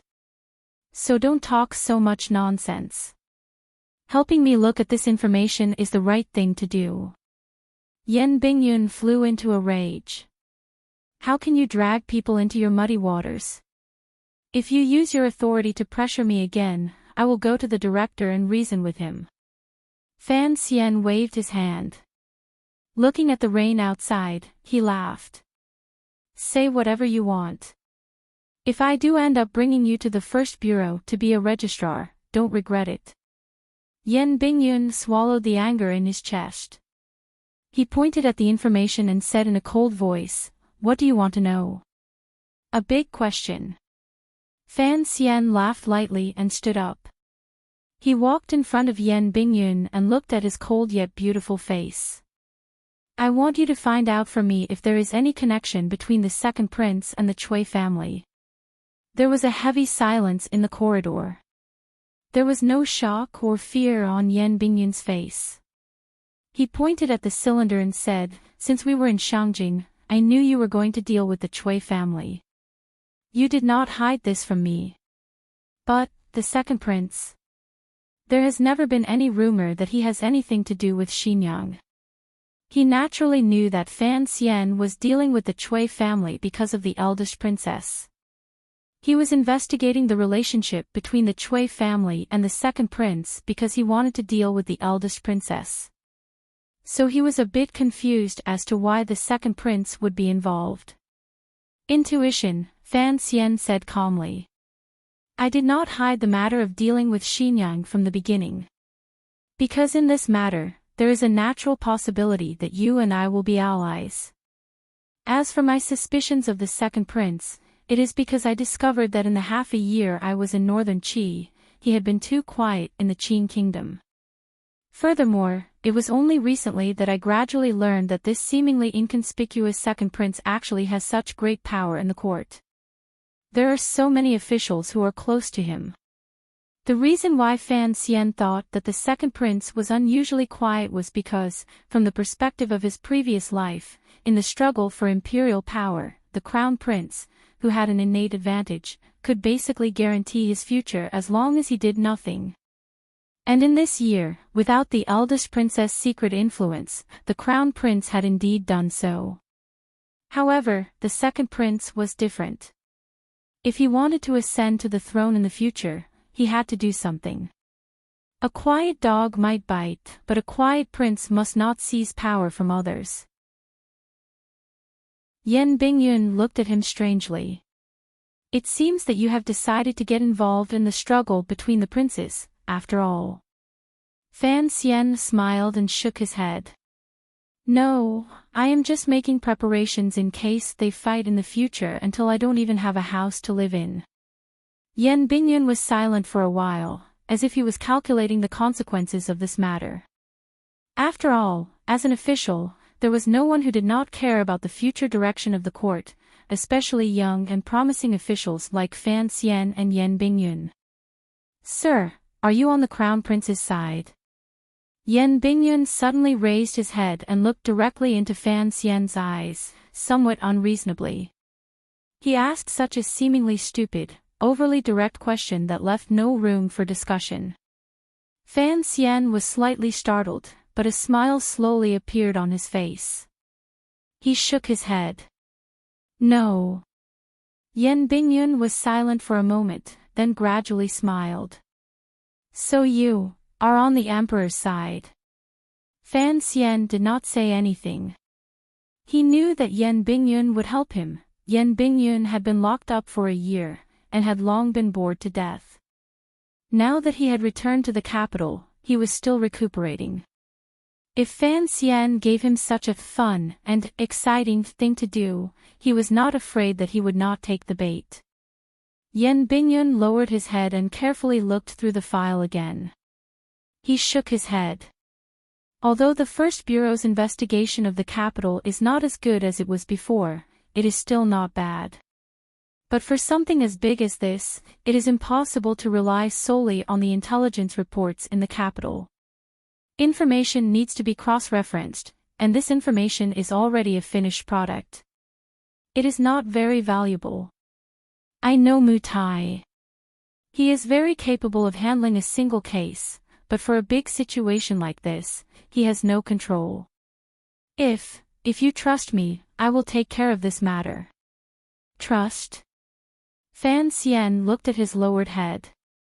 He looked at the silver strands between the eyebrows of this young man, who was only a few years older than him. He narrowed his eyes and said, I trust you. Trust was a simple and purely subjective matter. How long will it take? Yan Bingyun raised his head. His voice was calm, but it was filled with confidence. I will return to the 4th Bureau next month. I will let you know before the end of the month. Fan Xian nodded. Is there anything I can help you with? Yan Bingyun shook his head. If this matter gets out of hand, I do not want to be a scapegoat. Don't worry. I love sheep. Fan Xian laughed. He was not only happy that the two of them seemed to have found the tacit understanding they had in Shangjing, northern Qi, and had begun to plan something together. He was even happier because he knew that if Yan Bingyun really began to investigate this matter, then in the future, Yan Bingyun could only follow Fan Xian. The relationship between the second prince and Xinyang had to be investigated, but it was more important to have Yan Bingyun join his team. Oh, right. Yan Bingyun suddenly frowned. I want to ask for a soldier from you. Fan Xian asked curiously, you have been recuperating all this time. Are you secretly investigating something? As for asking for a soldier, Sir Yan has so many elite soldiers in the 4th Bureau. Do you really need to ask me? Outside the corridor, the rain was coming down even more heavily. The pitter-patter pattered against the stone floor, as if it wanted to create countless pockmarks. The trees in the courtyard, having drunk their fill of water, began to droop their leaves, afraid of the torrential rain. Yan Bingyun's brows flashed with a hint of melancholy and worry. There is a serial murder case in the south, spanning across several prefectures. Many people have died in the 13 yamens of the Ministry of Justice, but they have not been able to catch the murderer. Thus, the case has been transferred to the council by His Majesty. Fan Xian nodded. He was a knowledgeable man. He remembered that when the two of them were in Shangjing, northern Qi, they had received a secret report from the council, but at the time, they had not paid much attention to it. Yan Bingyun did not understand. This is within the jurisdiction of the 4th Bureau. But after the 4th Bureau took over, 13 secret agents died in succession, and not a single trace of the murderer was found. Furthermore, the way they died was extremely tragic. According to the report, the murderer was clearly a powerful martial cultivator, but there was no way to confirm what level he was. But seeing as he was able to kill so many investigating officers without a sound, I estimate that he was at least above the 9th level. Fan Xian began to take an interest in this matter. In today's world of peace, as long as a martial cultivator was above the 9th level, no matter what country he was in, he would be strongly recruited by the government. The court would do its best to welcome him, and even the military, for some reason, had changed its attitude in the past and began to recruit such experts. But there were not many experts above the 9th level in the world. Dongyi was the richest in the world, and Sigurd had opened his sword hut to welcome guests, so they had the most experts above the 9th level. So, an expert above the 9th level could be like the Yi family, a member of the military force protecting the Qin kingdom, or like Friar He of northern Qi, a skilled assassin outside of the court. Even if he loved freedom, at the very least, he could go to Dongyi and occasionally help Dongyi's merchant groups as a powerful figure behind the scenes. In his spare time, he could go to Sigurd Jian's sword hut to compare skills with other martial cultivators. These were all choices that were rich, noble, and had status in the Jianghu. Serial murder. Was he planning to rape or rob? A 9th-level expert definitely did not need to do these things. Perhaps he was a psychopathic killer. Fan Xian sighed. He just liked the thrill of killing. Yan Bingyun furrowed his brows, as if he had not thought that such a person existed in the world. Of course, he did not completely understand what Fan Xian meant by psychopathic. The 4th Bureau has suffered too many losses, so the court needs to send powerful martial artists south to investigate. But as you know, there are not many experts above the 9th level. The ones in the capital are all above my father, so the 4th Bureau cannot say anything, and His Majesty will not agree. So, I am preparing to borrow soldiers from you. Fan Xian asked curiously. There are no such experts in the 1st Bureau.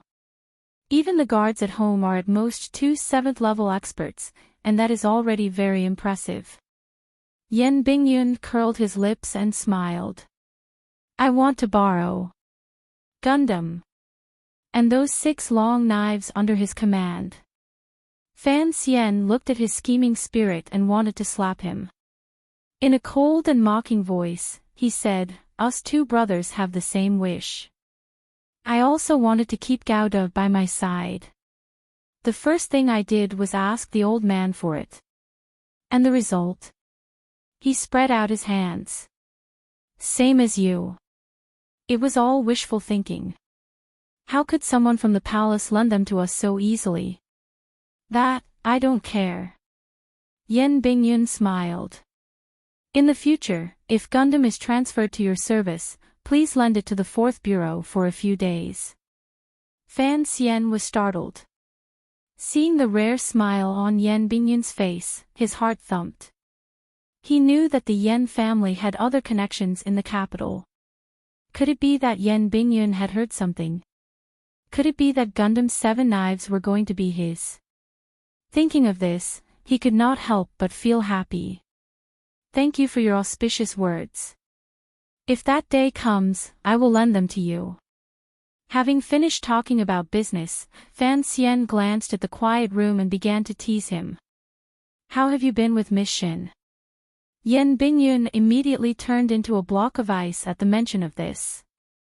Sir, please conduct yourself with dignity, he said coldly. Dignity, my ass.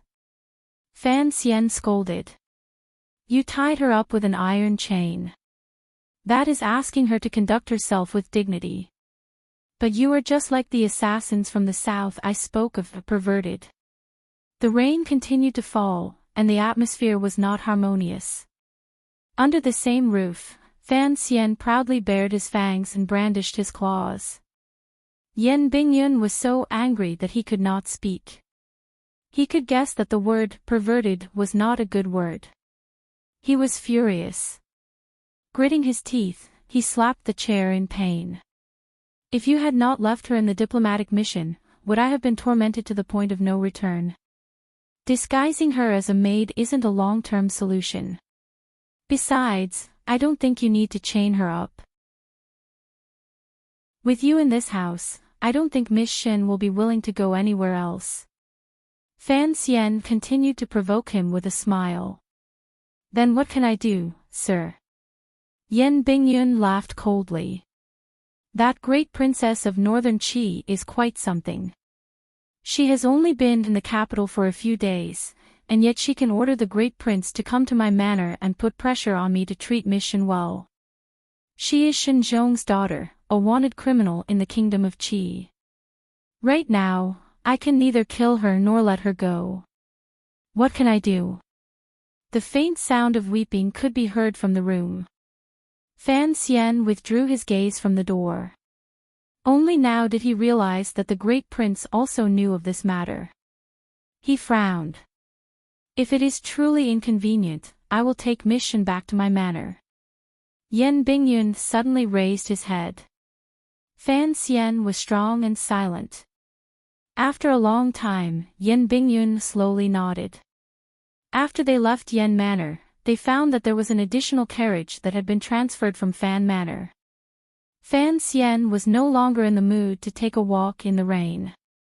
He sat in the carriage and turned his head to look at Miss Shen, whose face was full of fear. He smiled and comforted her. "Don't worry, Miss Shen. Stay here for a few days. When things have calmed down, I will take you back to Yen Manor." He had investigated the matter of the second prince because of the death feud between him and the eldest princess. It was also because of some obscure reason that he would never say aloud. The matter was too big. If he did not have certain things in his hands, he would not dare to fully trust Yen Bingyun. Although trust was a matter of intuition and judgment, when it was not enough, it was more of a relationship of interest. The only thing that satisfied Fan Xian was that Miss Shen was in the manor, and he believed that Yen Bingyun would often come to the manor to talk to him. Yen Bingyun was deeply influenced by the culture of the Overwatch Council. Although he was secretly unhappy that Fan Xian had taken Lady Shen away, he did not feel too conflicted. After all, Lady Shen was a ticking time bomb to the Yen Manor. Although it had not exploded yet, it had already caused him and his son to quarrel endlessly every day. Now that Fan Xian had taken her back to the manor, on one hand, the two sides had reached an agreement to seek a balance of trust, and on the other hand, it was a temporary peace. Fan Xian looked out the window at the rainy street and sighed. He thought of a year ago, when he had also opened that chest on a rainy night. He thought of how crazy he had been that night, and then he thought of his own darkness and boredom. Only then did he realize that he had not yet had the time to change the world, but the world had already changed him deeply. As the carriage arrived at the entrance to Dengshi, the rain began to lessen. There were more people, and the carriage slowed down. It seemed to be a little crowded in front, and for a moment it could not move. At that moment, on the long street, which could only accommodate 3 carriages side by side, a carriage overtook them from behind, joining the carriage of Fan Manor. A plump arm with a light yellow sleeve reached out and lifted the curtain of Fan Xian's carriage. "Master," she called out in surprise. Fan Xian had been watching for a long time. He raised his hand to signal Deng Ziyu, who had already drawn his knife, to stop. He looked over in surprise. He was surprised that after half a year, the man still remembered his master. In the carriage, Yi Ling'er opened her bright eyes wide and looked at Fan Xian and Lady Shen in shock. Covering her mouth, she said, "You are indeed worthy of being Ling'er's teacher. Which sister have you tricked?" Fan Xian scolded her unhappily. "You know I'm your master, but you don't know how to be respectful. You're about to become the second princess's wife. What are you doing out here in the rain?" Fan Xian had already begun to suspect the real role the second prince had played in the Nyolan Street murder. The second prince had invited him to the banquet. Although it was later discovered that Sea Lily had sent the information to the eldest princess, and the scholar the eldest princess had planted in the prime minister's manor had secretly conspired with Wan, her second brother, Fan Xian had never let down his guard against the second prince. After returning from his summer vacation by the lake, he had coincidentally met the crown prince. Someone who was used to scheming against others could not be very honorable. Everyone thought that the eldest princess supported the Eastern Palace, including Fan Xian. He had not thought of this at first. But now that he thought about it, with the eldest princess's perverted desire for power, why would she support a legitimate crown prince? What was the point? When Fan Xian and Crown Prince Jing, Li Hongqing, ate at Yishir Tavern, they unexpectedly discovered that Yishir Tavern's backer was the Cui family, and that the Cui family's backer was Xinyang. Although stringing together a few pearls could not prove anything, he firmly believed in his intuition. The second prince's silence was unusual, and he must have a powerful backer in the palace. And if the second prince really was in cahoots with the eldest princess, then Fan Xian could only say sorry. Although he had already begun to investigate the second prince, Fan Xian did not feel much resistance toward the girl in front of him, the girl who would become the second prince's wife next spring. He even hid the expression on his face very well. His first meeting with Yiling was not a pleasant one. Later, he used some petty tricks to fight the coffin breaker. But after their marriage, she often came to the manor to play with Wan. After a few interactions, Fan Xian began to admire this beautiful girl, whose eyes were as clear as jade. This was because she had a free and easy spirit that was different from that of the other daughters of noble families. But he couldn't stand Yiling calling him a master in front of Wanner and sister. She made him seem older than he was. In the carriage, Yiling said excitedly, "Teacher, why don't you come play with me when you're back?" "Teacher, where are you going?" "Teacher." Fan Xian rubbed his temples, listening to the string of words. He smiled bitterly and sighed. "Wukong, you're being naughty again." Chapter 268. Fan Xian had taught Yiling a few tricks by the lake. In reality, he had secretly learned the Yi family's coffin breaker technique. Yet, she had called her master from last year to today. This fact made him feel both funny and happy. "Where are you going?" "I'm going to your manor to see Wanner," replied Yiling. After saying this, she looked at Miss Shin, who was standing next to him. She snorted and said nothing. What Fan Xian disliked the most was the sliver of arrogance in her bones, the way she judged others purely by her own judgment. He was silent and did not reply. He put on the airs of a master, but Yiling liked it. After a year together, she knew that Fan Xian was someone who cared about details. She smiled. "Don't be angry. I know you're a popular person in the Overwatch Council. Even if you wanted to keep a mistress in your house, you wouldn't have brought her to the streets." Fan Xian smiled and said nothing. At that moment, the crowd ahead seemed to have eased. The Yi family's carriage was the first to move forward, but it stopped there. It seemed that Yiling had found something interesting to watch. Fan Xian waved for the carriage to move forward. When they reached the Yi family carriage, he stepped down in his raincoat. Deng Ziyu and the other members of the Qinian unit quickly followed. In the carriage, Yiling saw them wearing the gray raincoat and walking in the rain. Only then did she realize that Fan Xian was not passing through Dengshiku. He had come specifically to do something. Daijin of the Vegetable Inspection Department at Dengshiku had to wait for his subordinates to bring in the vegetables and fruits from outside the city.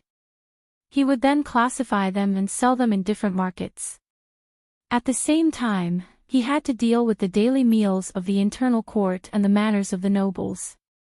To be more accurate, he was the chef of the Qin Kingdom's nobles. However, the scope of his chores was rather broad. A stalk of celery was not worth much, but 100 stalks of celery were worth some money. A chicken was not worth much, but 100 chickens were enough to exchange for a good banquet at Isher House. The Vegetable Inspection Department was not a yamen. It had no rank or rank. Because there were too many places to serve, there was not even a direct yamen. Perhaps it was because the officials felt that there was nothing to be gained from sending vegetables to the capital, so they did not pay much attention to it. In reality, Fan Xian knew that the appearance of this phenomenon had something to do with the new policies that were sometimes implemented and sometimes abandoned halfway. The emperor was playing around blindly, so the organization below was also very chaotic and redundant. As the chief officer of the Produce Inspection Department, Daijin had been steadily earning money from eggs and vegetables all these years. He thought that he was the only one who knew how many benefits were hidden in these unremarkable things. He often hid in his bed in the middle of the night and laughed secretly. Even when his most beloved concubine urged him to go to his uncle every day to ask for a proper official position, he refused. "Beautiful. I'm the first person in history to be able to sell vegetables to this extent."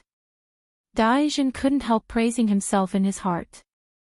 But today, he could not be beautiful, nor could he smile. In this autumn rain, the officials of the First Bureau of the Overwatch Council directly sealed his pitifully small yamen and blocked the accounts room of Datong Square.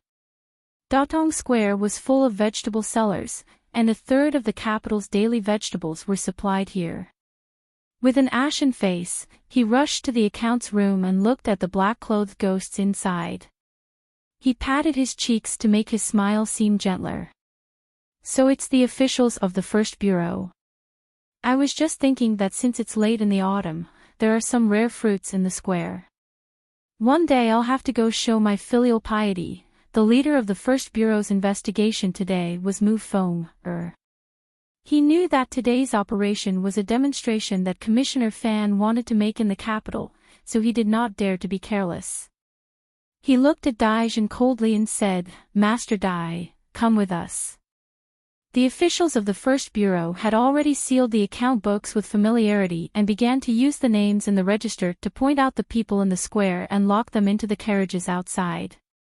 The autumn rain was still falling, and Daijin's heart grew colder. He smiled apologetically and said, "I wouldn't dare to call myself master. Perhaps Master Mu has misunderstood something." He habitually stuffed a banknote into Mu Feng's sleeve. Mu Feng looked at him and felt pity for him.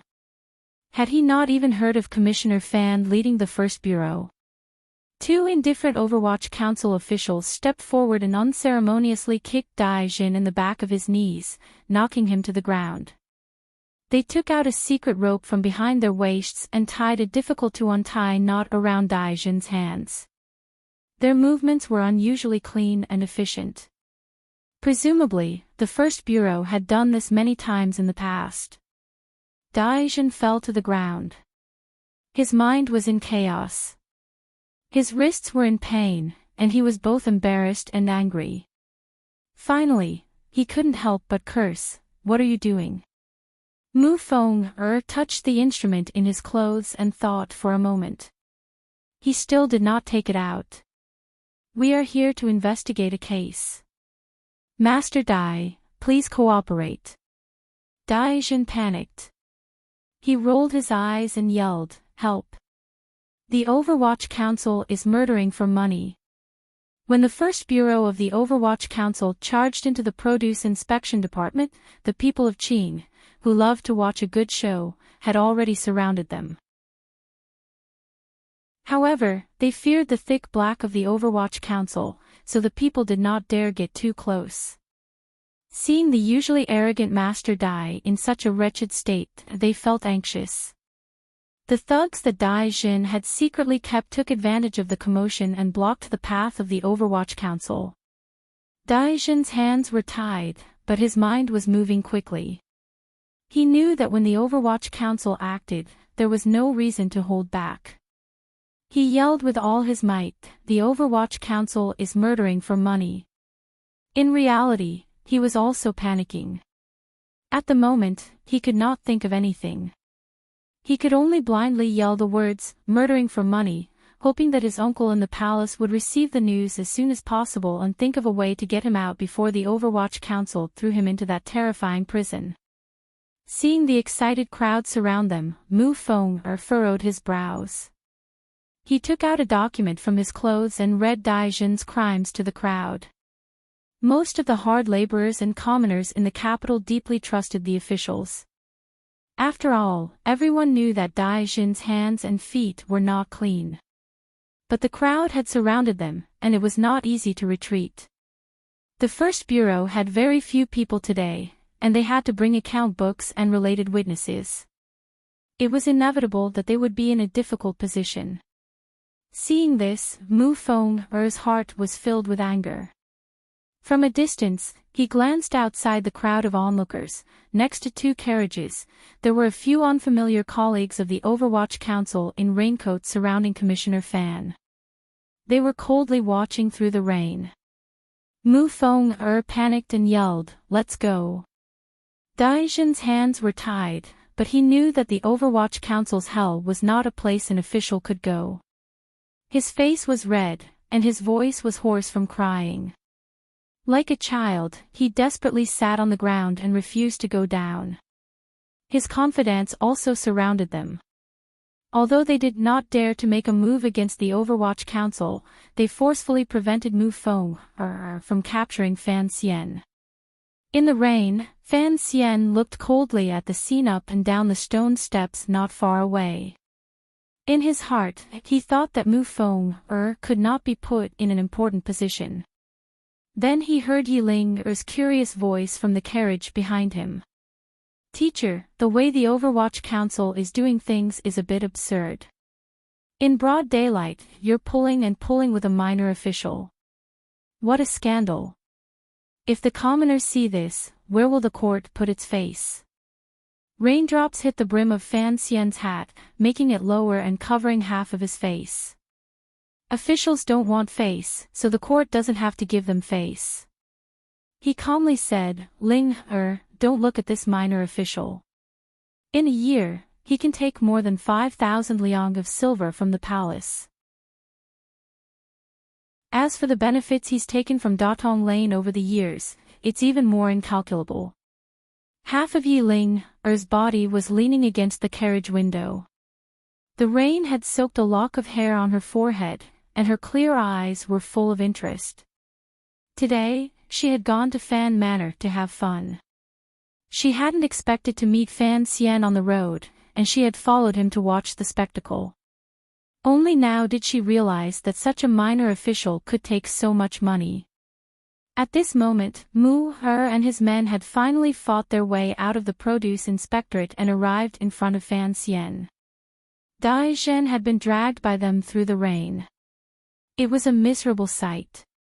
The thugs also surrounded them, but they seemed to be able to see the power and influence these two carriages represented, so they did not dare to act rashly. As for the commoners of the capital, they looked at Fan Xian and Deng Ziyu's attire and seemed to be able to feel the coldness emanating from these people in raincoats, so they unconsciously retreated a little further away. Dai Zhen was truly a shrewish minor official. His official robes had long been soaked in dirty water, and his hair was scattered across his slightly round face. He looked battered and exhausted, but he still fiercely scolded, "You Overwatch Council people eat and drink from us. Haven't you taken enough? You want to take me back to torture me for money again?" When the ignorant commoners heard him say this, they couldn't help but look as if they had suddenly understood. Fan Xian slightly lowered his eyelids and looked at the official in front of him, who was sprawled in the rain and kicking his legs like a pig on the verge of death. He was not in a hurry to seal his mouth, because the Overwatch Council in the hearts of the world's people had long ago formed an incomparably dark image. Even if Dai Zhen cursed a few more times, it would not affect the overall situation. And today, he was only beating a small cat. The key was that he wanted to see how capable his subordinates were. Looking at Mu Feng, who was in front of him with a face full of guilt and a trace of anger, Fan Xian shook his head and asked, "Why didn't you choose to go to his house in the middle of the night and take him? Although it's raining today, you know that there are many people in Datong Square. It's easy for trouble to happen." Mu Feng was startled. In the new regulations, it was written very clearly that in the future, cases should be handled in the open as much as possible. That's why he had chosen to go to the Yamen to arrest people. He wanted to do it beautifully and make a name for himself. If it had been before, if the Overwatch Council really wanted to arrest an official, of course, it would have been in the middle of the night. They would have gone to his house and taken him away. How did this become his fault again? Fan Xian didn't wait for him to explain. "Even if you wanted to come during the day, you could have sealed the accounts room and left immediately. Given your methods, could you not have allowed Dai Zhen to return to the council quietly? What use are you keeping those methods? What crimes do you still have to recite? Do you think you're an official of the Supreme Court? Do I have to specially hire a scholar to follow you and proclaim the sacred religion?" Hearing these sharp and piercing words, Mu Feng repeatedly complained. On one hand, Dai Zhen's backing was indeed strong enough. If he used his methods recklessly, he was afraid there would be trouble in the future. On the other hand, he was also worried that the commissioner was a great scholar and might not be able to see them do such shady work.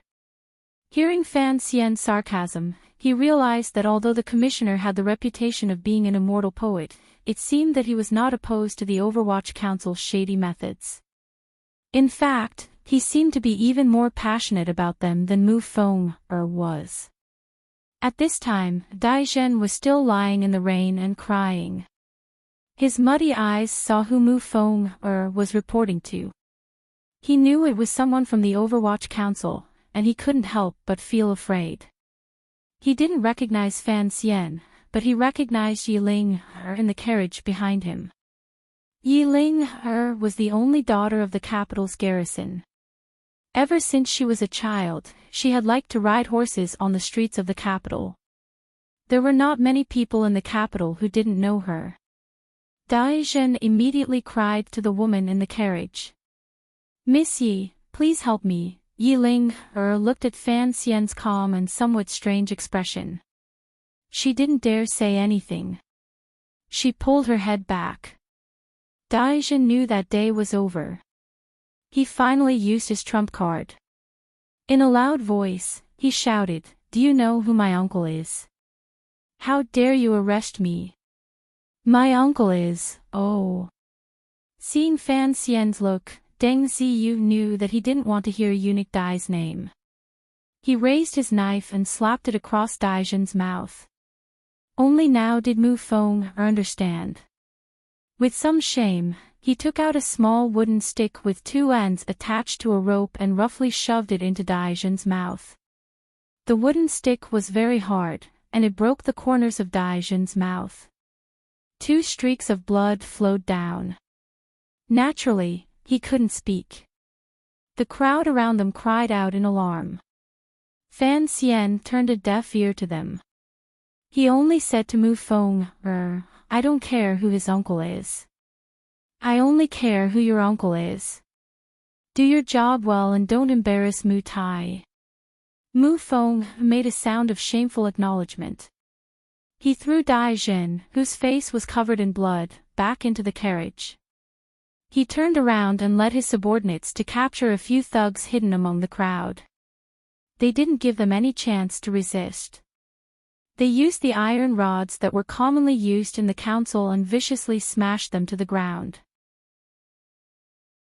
Seeing this, the crowd was fearful. They scattered in all directions, but they stopped at the corner of the street and looked back curiously. In the midst of the torrential rain, a few Overwatch Council spies in raincoats were waving sticks and beating the thugs on the ground with dark expressions.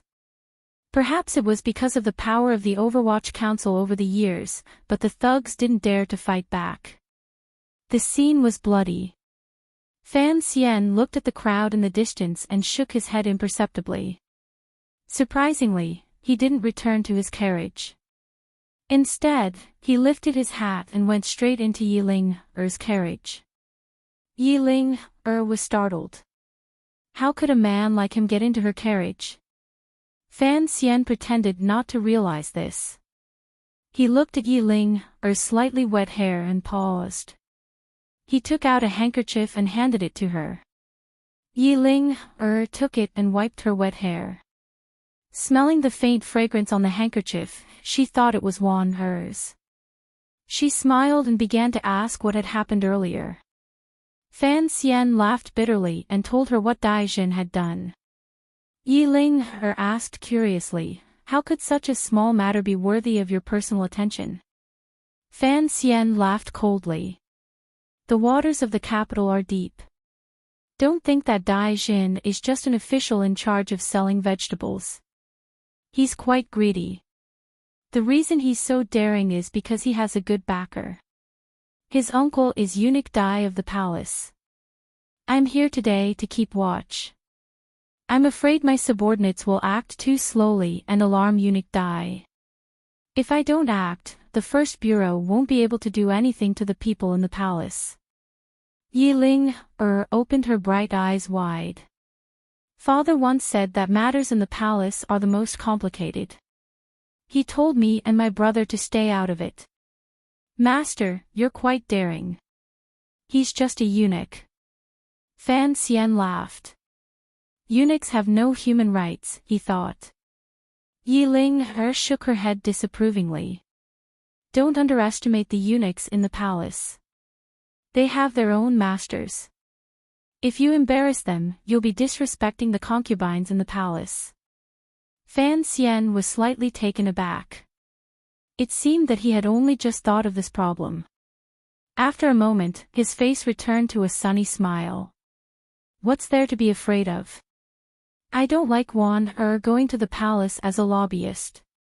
If the concubines make trouble for me, as a fake son-in-law, the worst that can happen is that I'll be punished by the palace. Yi Ling tilted her head slightly. She looked at this fearless fellow, and it was impossible to tell what she was thinking. The carriage arrived at the main gate of Fan Manor, and the two of them got off. Ting Zijing was already waiting outside. Fan Xian told him to have his wife take care of Miss Shen in a house in the back street, and then he led Yi Ling into the manor. He didn't forget to ask for the handkerchief in Yi Ling's hand. The handkerchief had been stolen from Haitang, and Fan Xian couldn't bear to give it away. Eunuch Dai was Consort Shu's favorite in the palace, and Yi Ling was about to become the second imperial concubine. This meant that Consort Shu was Yi Ling's future mother-in-law, and Yi Ling was about to become Eunuch Dai's half-master. Fan Xian had chatted with Yi Ling earlier for the sake of this relationship. He couldn't bear to give her the handkerchief, but he had to use it wherever he could. The rain continued to fall in the capital all day, and at dusk, it finally lessened.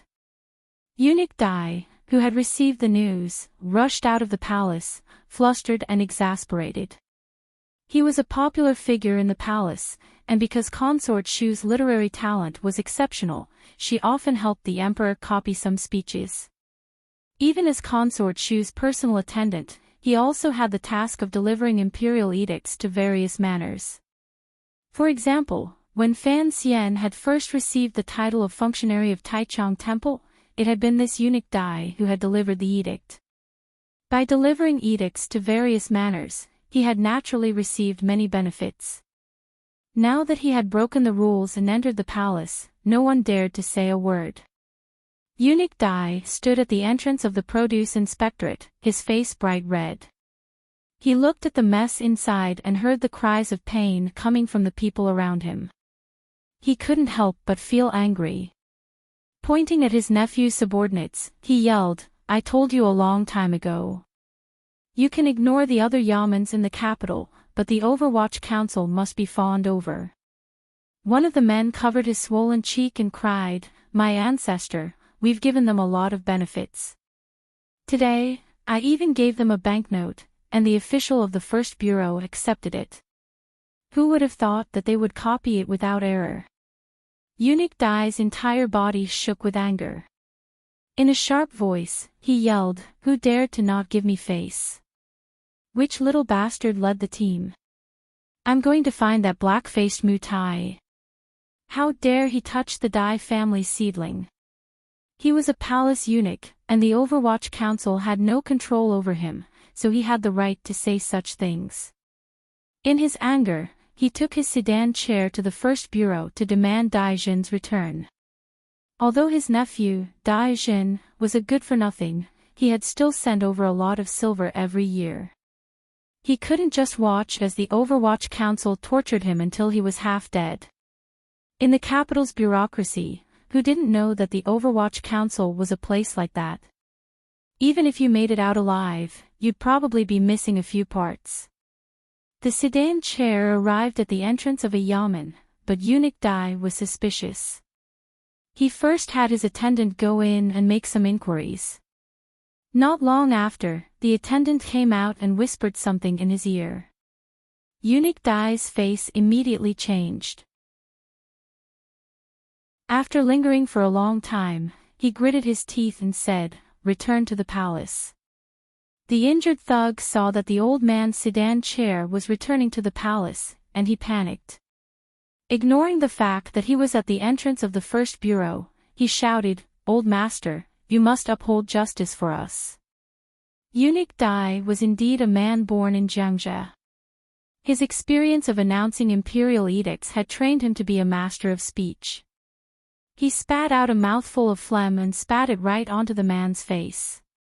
In a trembling voice, he cursed, "I'm Eunuch Dai. Not justice." Having said this, he nestled back into the sedan chair, feeling very uneasy. His attendant had asked around earlier, and the person who was personally leading the team today was Sir Fan Jr. Eunuch Dai now remembered that the Emperor had already given the first bureau to Commissioner Fan. But why did this Sir Fan Jr. take a liking to his nephew? Eunuch Dai knew that even if his nephew was greedy, compared to the officials of the capital, he was still nothing but an ant. How could he have guessed that Fan Xian, who only wanted to train soldiers and open a business, would think of him?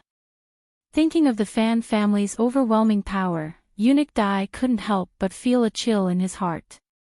Dai Zhen's thug watched the small sedan chair leave in a cloud of dust, and stupidly wiped the disgusting spittle from his face. He still didn't understand who Eunuch Dai was afraid of. A few days later, Eunuch Dai found an opportunity to bring up the matter in front of Lady Shu, hoping to get his nephew out of trouble and also to get some information.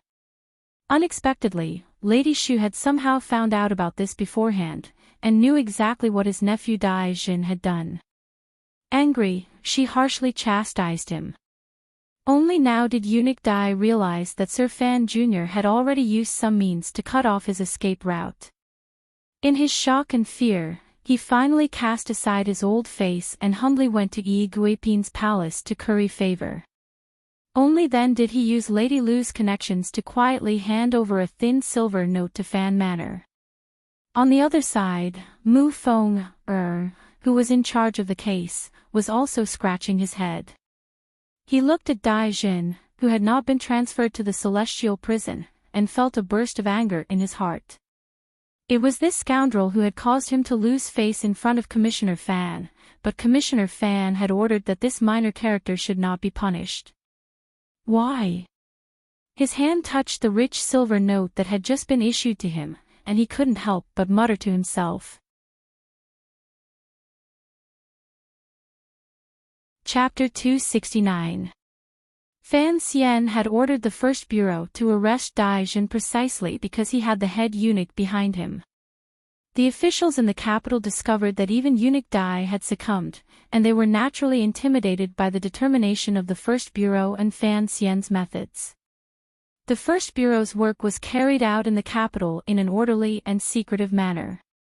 In accordance with the rules of previous years, they broke down doors in the dark and quietly escorted the officials back to the council. The sudden purge brought a chill to the capital. The officials in the capital thought that this great scholar was going to stir up a storm in the capital, just like the case in the spring. But gradually people discovered that this was not the case. The officials investigated in this storm were all of relatively low rank. There were no important figures in the various factions, and there were no major cases that involved a lot of people. The elders of the court and the subordinates of the various princes, for Fan Xian's sake, and having learned from Eunuch Dai's mistakes, did not react violently. As time passed, they discovered that this storm did not touch on the important parts of the bureaucracy, and that there were only a few minor incidents. The officials, who had been a little nervous, relaxed. They guessed that Fan Xian was just a new official, and was using these 3 fires to establish his authority.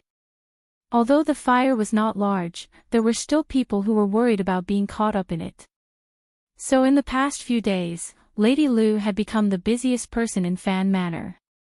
Her pair of hands, which usually liked to hand out banknotes without the slightest bit of emotion, now began to collect the banknotes with great compassion. Naturally, these banknotes were all transferred to Fan Xian. Fan Xian distributed most of them to the bureau and sent the rest to Yen Manor. From ancient times until now, from Fan Shen's world to Fan Xian's world, money had always been the ultimate tool to win over people's hearts and pacify them. So the employees of the first bureau of the Overwatch Council were much more motivated, and the officials who had succeeded in intimate contact with the wife of the minister also felt a lot more at ease. Those who gave money, those who received it, they all comforted themselves.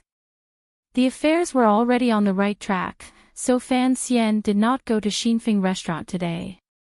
Instead, he sat in his study and flipped through the files in his hands. The files had been compiled by Mu Tai.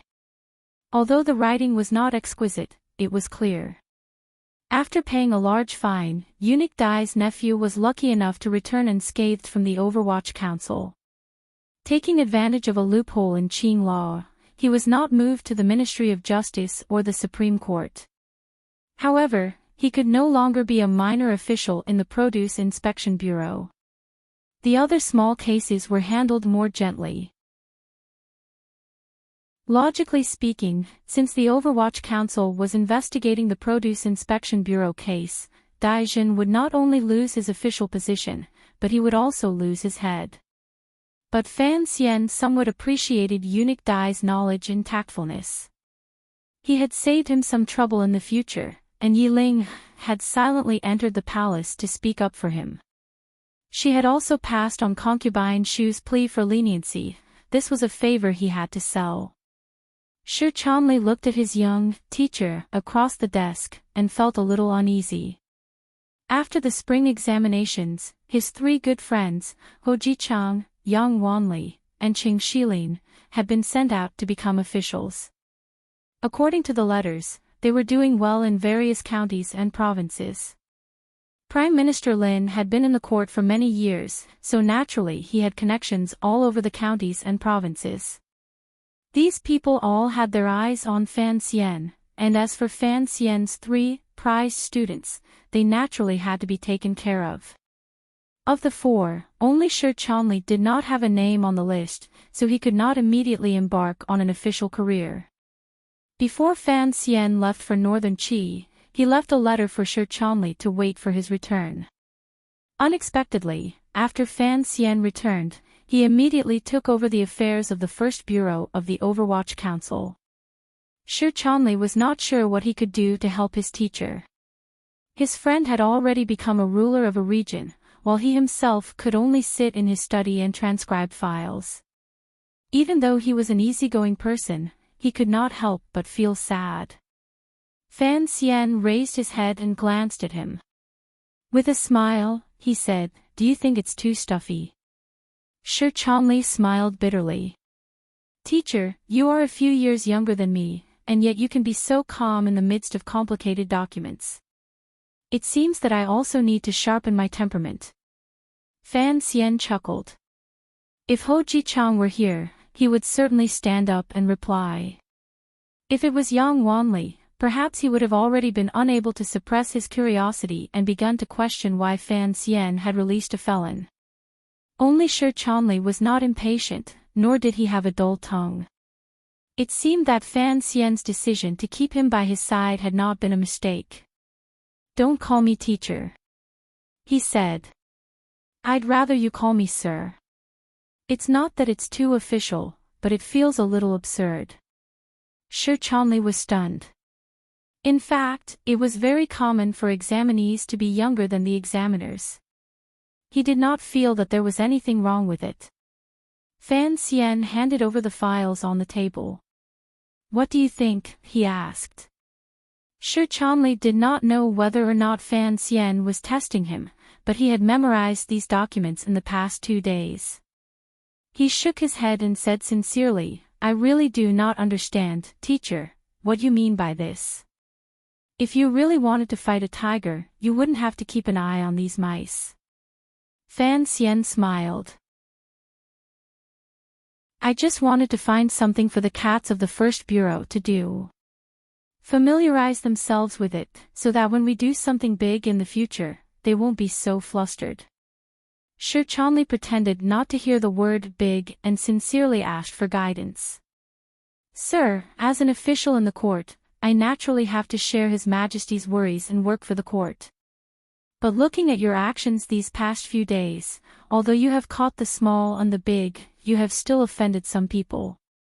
Offending people is a characteristic of the Overwatch Council." Fan Xian explained. You also know that the Overwatch Council is His Majesty's private organization. It is not a true public tool, but His Majesty's private tool. We only have one person we are loyal to, so whether it is from the perspective of the palace or the Overwatch Council, we must play the role of offending people. And the first bureau is deep in the capital. Being hindered by the prosperity of the capital, it has completely lost His Majesty's original intention. It is not valiant enough, not sinister enough. His Majesty put me in charge of the first bureau because he wants the first bureau to return to its original role of offending people. Shi Chanli could no longer pretend. His teacher had already explained everything to him. He could only answer honestly. His Majesty wants you to be a lonely official. Fan Xian nodded. I am not biased. His Majesty wants me to be a second Qin Pingping, but... His tone changed, and he said with a hint of mockery, I went to visit the director's manor. The manor is extravagant and luxurious, but that loneliness is carved into the bones. I do not like it. Shi Chanli immediately understood what he meant. He said worriedly, but if you feign civility, His Majesty's eyes are like torches. He can see clearly. I am afraid it will not be good for your future. Fan Xian smiled and did not say anything. He thought that under normal circumstances, the emperor would not have thoughts more poisonous than a tiger's. Shi Chanli understood that he had said too much, so he changed the subject. The first bureau is investigating now. Although they have reverted to their tradition of arresting people at night, the first bureau has refused to cover up the news. If anyone asks, they will tell them the truth. I do not agree. Fan Xian asked with interest, why? Shi Chanli thought for a moment and said, the Overwatch Council is His Majesty's secret organization.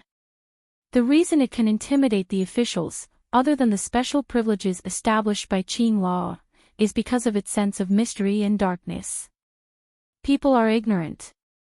The more they don't understand something, the more afraid they are. Now that you have purposely put the first bureau's actions on the table, I am afraid it will weaken this feeling and cause the people of the court to look down on the Overwatch Council.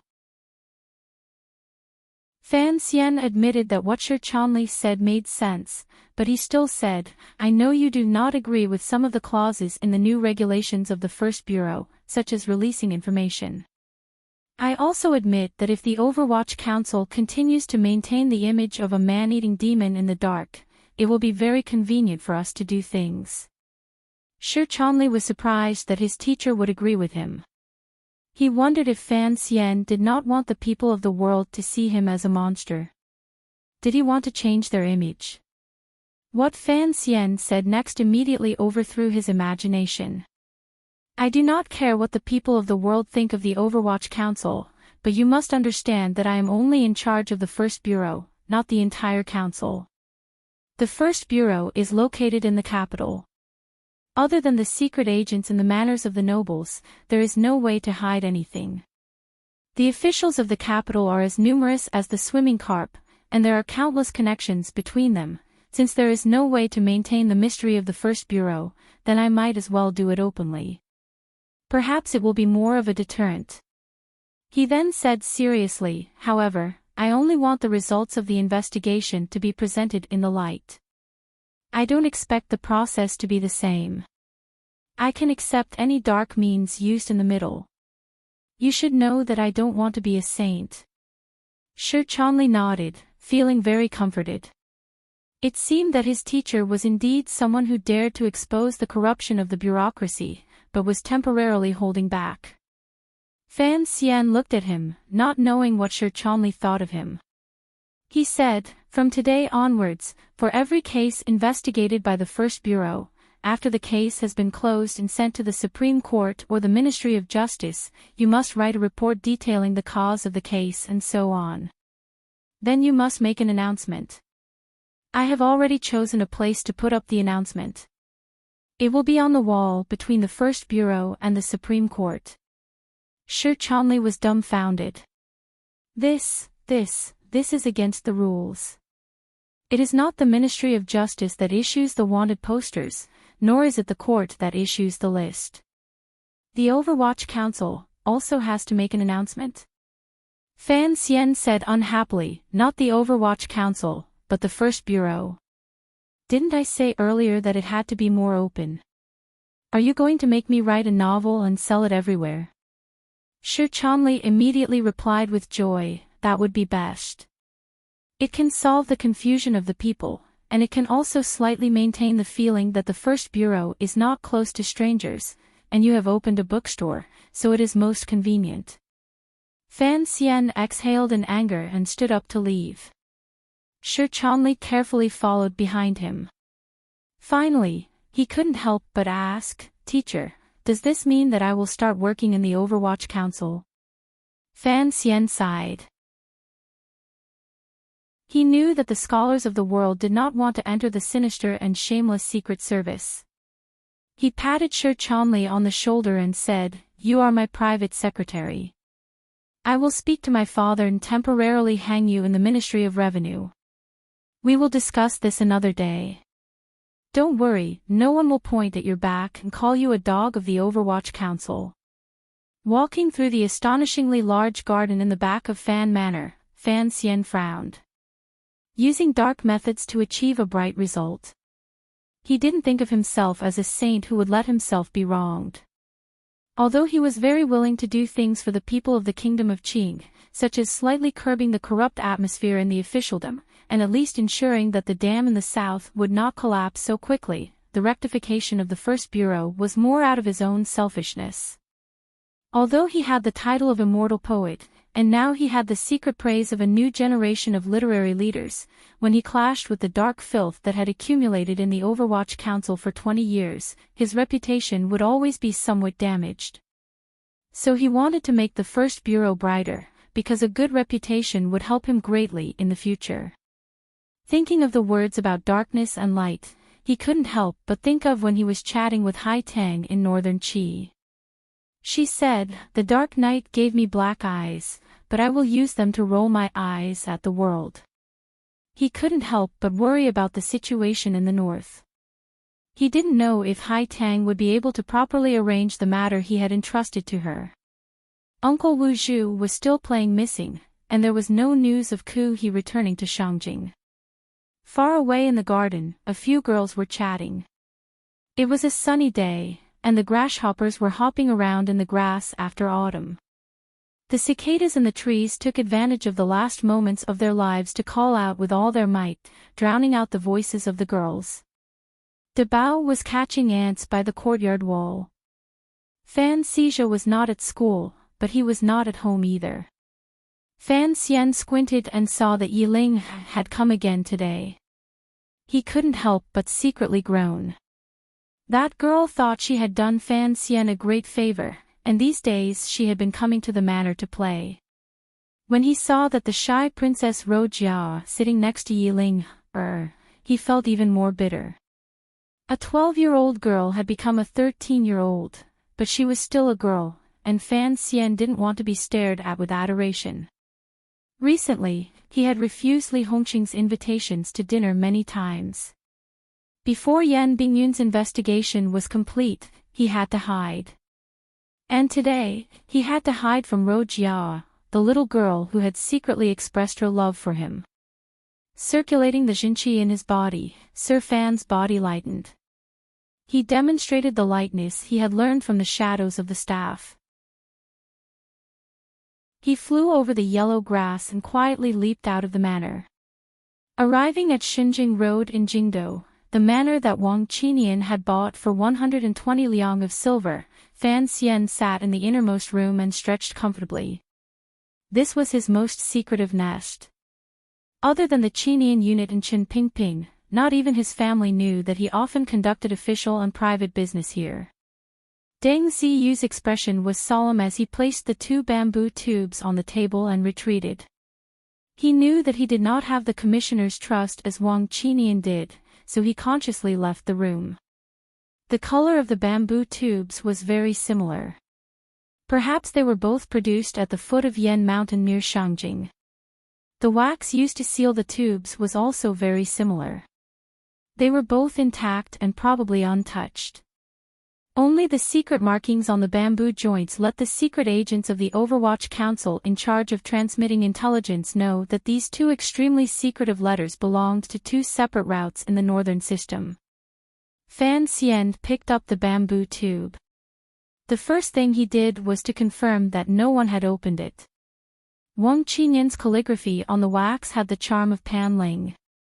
It was indeed not easy to fake. Only then did he relax and open the bamboo tube, taking out the two letters inside. One letter was from Si Lily, and the other was from Haitang. To make it easier to communicate with Haitang, Fan Xian had set up a special line of communication for her. Si Lily did not send any important intelligence. Although she had already followed Fan Xian and Haitang's plan and converted to Tianyi Dao, her efforts to enter the palace had not yet yielded any results. In Shangjing, Shenzhong's family had been destroyed. Other than dealing a heavy blow to the Empress's power, there was not much of a reaction. Shang Shanhu had also been confined to his home.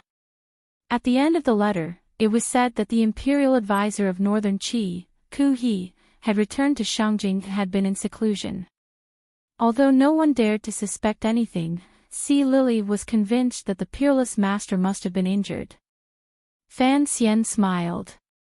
In this world, there were only 2 or 3 great grandmasters who could fight with that man-eating monster, Ku He. In Haitang's letter, there was not even half a word about that great grandmaster. He and Haitang had a mutually beneficial relationship, so naturally, he did not expect her to say anything. He was only concerned about whether or not the auspicious sign had been properly arranged. After some thought, he began to write back, urging Haitang to fulfill her promise. For Haitang, this was just a matter of convenience, but for Fan Xian, it was of great importance. In his reply to Si Lily, he only copied a small poem from Li Qingzhao as a consolation, and did not say anything else. In the days that he had been dealing with the First Bureau, Fan Xian had been thinking about the issue of Ruoruo and Li Hongqing's marriage. This matter had nothing to do with the Crown Prince's character or whether or not there was a conflict of political standpoints between the two. For Fan Xian, the most important thing was one thing. Did his sister like it? Ruoruo had already made her stance clear. She didn't like it. Fan Xian, like all older brothers, was confused and angry at girls in their puberty. He thought to himself, are you not going to marry? But more than that, he wanted to protect her. Since his sister didn't like it, he had to break up the marriage. It was simple. This was no small matter. In fact, it could be said to be the most troublesome thing Fan Xian had encountered since coming to the capital from Danzhou. The emperor had appointed a marriage, and the two families were well matched. There was no reason to obstruct this marriage. So there were only 2 ways to proceed. First, keep an eye on the second prince and be ready to destroy him at any moment, dragging Li Hongqing down. When that time came, he could ask to break off the marriage. Second, start with Ruoruo. Give her a benefit that even the emperor could not ignore, and temporarily keep her away from the capital. The first method, who knew how much of a ruckus it would cause, and the second method was too vague. Even Fan Xian himself had no confidence in it. They say that a general success is built on the bones of 10,000 people. Do I have to create a marriage to break the bones of 10,000 people? He laughed self-deprecatingly. If that didn't work out, he would have to trouble Uncle Wu Zhu to take Ruoruo on a journey to the ends of the earth. Presumably, His Majesty would not actually execute the entire Fan family because of this. Chapter 270. Returning to the manor, Yi Ling'er and Princess Ro Jia had already returned. Fan Xian returned to his room and called for Siki to pour tea. He sent away the serving girl, who, like Sisi, had been complaining about him in the autumn. Taking advantage of the fact that there was only him and his wife in the room, he quietly asked, "Has there been any news in the palace?" Lynn Warner was sitting by the window, embroidering something against the light outside. Hearing his question, she raised her head in surprise. "What has happened?" It was close to dusk, and the light from the sky shone in through the window. Fan Xian looked at Warner's tightly furrowed brows, and his heart ached as he walked forward. He rubbed her smooth brows and said, "The light is not good." "What are you embroidering?" Warner's face was a bit pale. Perhaps it was because she had not slept well last night. She lowered her head and giggled. She hid what she was embroidering behind her back and said, "I'll show you when I'm done." Fan Xian looked at his wife's weak appearance and long eyelashes. He couldn't help but feel a glimmer of guilt. Ever since he had left Jingdo at the beginning of spring, his care for his wife had been weaker than it had been last year. This was not to say that he was someone who liked the new and hated the old. After all, the great Sir Fan Jr. did not even have a concubine. It was just that there were too many things holding him back, and he rarely paid attention to family matters. Lin Warner thought of what he had asked earlier. She thought for a moment and then said, "The palace has been quiet recently. There is nothing special." "Why would you ask this?" Fan Xian smiled bitterly. "Your heartless uncle sent me to manage the first bureau. I don't know how many officials I will offend. The true masters of those officials all live in the palace. Naturally, I have to pay more attention." Lin Wan'er's identity was special. She had the royal grandmother's favor and the emperor's favor. Her position in the palace was even higher than Fan Xian had imagined. The emperor did not have a daughter. Presently, Qing Kingdom did not have a proper princess. Wan'er was not much different from a princess. She thought for a moment and then smiled. "Don't worry. We all know the emperor favors you. Those ladies will only say good things about you in front of you." Fan Xian smiled and said, "I've only seen the emperor a few times. I don't know where the word favor comes from. If it's said that the emperor favors you, then it's possible. As for me, it's just love me, love my dog." A trace of adoration flashed through Lin Warner's eyes. "Husband is always like this." She continued, "Shu Guifei has been full of praise for you these days. As for Yi Guipin, you also know that she is a relative of our family. No matter what, she has to side with you. It's just that the Empress is as quiet and indifferent as usual. As for the other concubines, they don't even have the right to speak in the palace, so I haven't remembered them."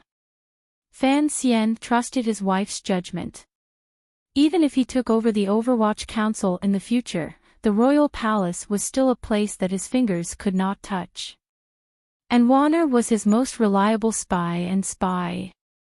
Lady Shu had said good things about him because he had done her a favor. A few words didn't cost him much money. "What did Lady Ning say?" Fan Xian asked curiously. "News of me and your great brother fighting over the road should have reached the palace a long time ago." Lin Warner covered her mouth and laughed. "Lady Ning can't be bothered with you. She has always loved me the most. She said that you and the great prince are two brats messing around. In the future, she will beat you 50 times. Fan Xian pretended to be alarmed. "My wife. The beatings in the palace are not pleasant. You have to help me put in a few good words." Lin Warner was too lazy to respond to his naughty joke. She spat and said, "You like to offend people, and for no reason, you always want me to clean up after you." She took out the tight embroidery from behind her and giggled. "You have nothing to ask, Commissioner. Then please leave. Don't disturb me." Fan Xian pulled back his hand that was about to grab her hand.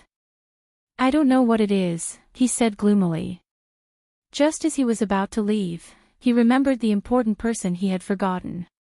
With a trace of hesitation, he asked, "Did you see the Empress Dowager?" Lin Wanner's hand paused.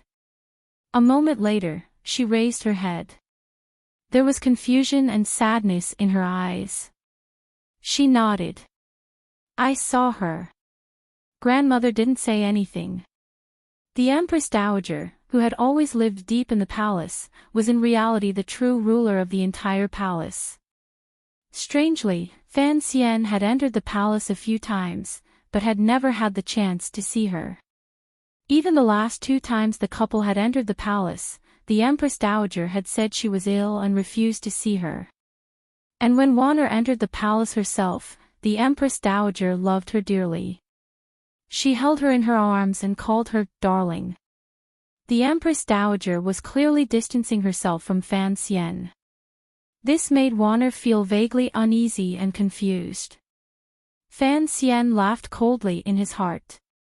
He knew that the Empress Dowager had guessed something, but he was not afraid. Lin Wanner looked into his eyes and sighed. "Today, she told me about Linger entering the palace last time. Husband, I know your official duties are a bit difficult, but you still don't know what kind of person you are. It looks like you are using her, but I'm afraid you are giving yourself an excuse to remember her favor. The things you told me last night are very scary. Second brother, although the second prince looks soft and easygoing right now, his personality is actually very twisted. Since you have no choice but to investigate him, if you still have so many misgivings like you do now, I'm afraid it is not appropriate." Fan Xian looked at his wife's worried face and smiled slightly. He nodded.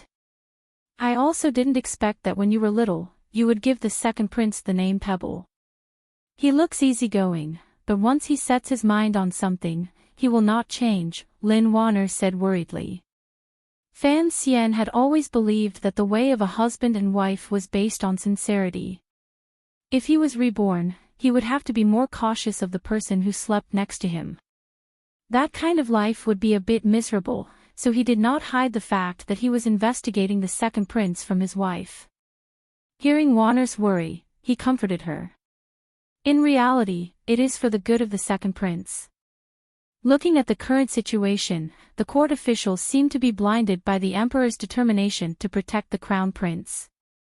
If no one pulls the second prince up now, when he truly climbs to the top, it will not be easy for him to come down again. Lin Wanner smiled sweetly and did not continue this topic.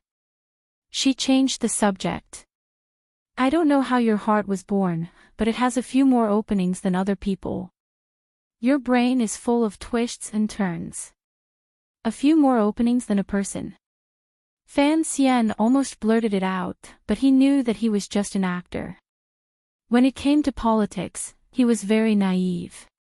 The only thing he could rely on was his own cold-bloodedness and the gentleness on the surface. He bowed deeply to his wife and smiled. "How could I be compared to the great strategist Lin? You are a fairy who escaped from the most scheming palace in the world." Lin Wanner spat at him and laughed. "Do you really think the palace is so embarrassing?" Fan Xian smiled. "A wise man once said that in this world, there are only brothels and the palace. It is a world of darkness. It is not a place for people to stay." Hearing this, Lin Wanner was startled. She felt a bit displeased and lowered her head. Only now did Fan Xian remember that his wife also came from the palace. What he said really did not take her feelings into consideration. He smiled and apologized, and the two of them returned to normal. After a moment of silence, Lin Wanner thought about it carefully. Her heart was moved. Although her birth mother was the eldest princess, how many women in this world could receive such respectful treatment from their husbands after marriage? She had never heard of a husband apologizing to his wife. Lin Wanner said warmly, "The palace is indeed not what you think it is. Uncle the Emperor is a wise ruler who does not lust after women. The masters in the palace are all decent on the surface. No one dares to use the methods you talked about in the novels in the past. The Empress Dowager's eyes are watching. If anyone dares to spoil the blood of the Emperor, that ancestor will not tolerate it. Hearing this, Fan Xian's heart jumped. He felt even more at ease. Lin Wanner smiled. The Emperor is very strict within the palace. Fighting for favor. There is no favor to begin with, so how can they fight? The Empress does not care much, so those concubines can only put all their thoughts on the mahjong table. Fighting for favor is good. In reality, it is no different from the houses of other princes. Fan Xian was surprised. He had not thought that the palace would be so harmonious. Didn't that mean that the pile of palace grievances he had read in his previous life were useless? He scratched his head in self-mockery and laughed.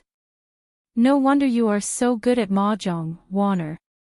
Even that little monster Fan Xia can only tie with you. As soon as she heard about mahjong, Lin Wanner's face shone with a strange light, which scared Fan Xian.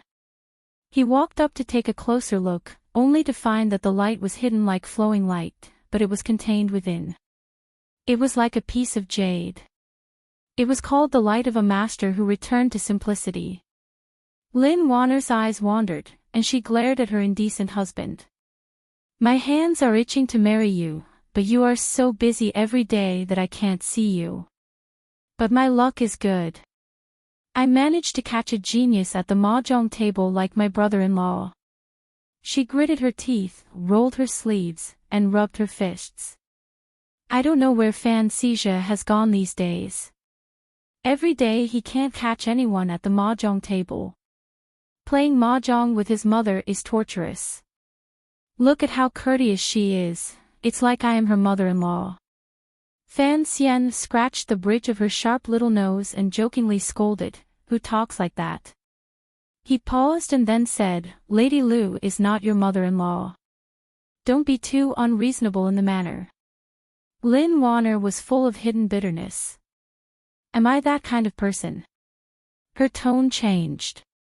In a few days, it will be time to admire the chrysanthemums. According to the rules of the past, the nobles in the palace will all go to Shi Mountain. I don't know how they will arrange for us this year. We must go, but we have to see how we go. I reckon that in a few days, there will be eunuchs from the palace coming to deliver an edict. Don't forget about this. Admire the chrysanthemums. Fan Xian's brows twitched. He knew that in the crisp autumn air, the people of Jingdo all liked to go to the gardens to admire the chrysanthemums. He had not thought that the royal family would also have this hobby. Naturally, he had to go to the Li family's large gathering.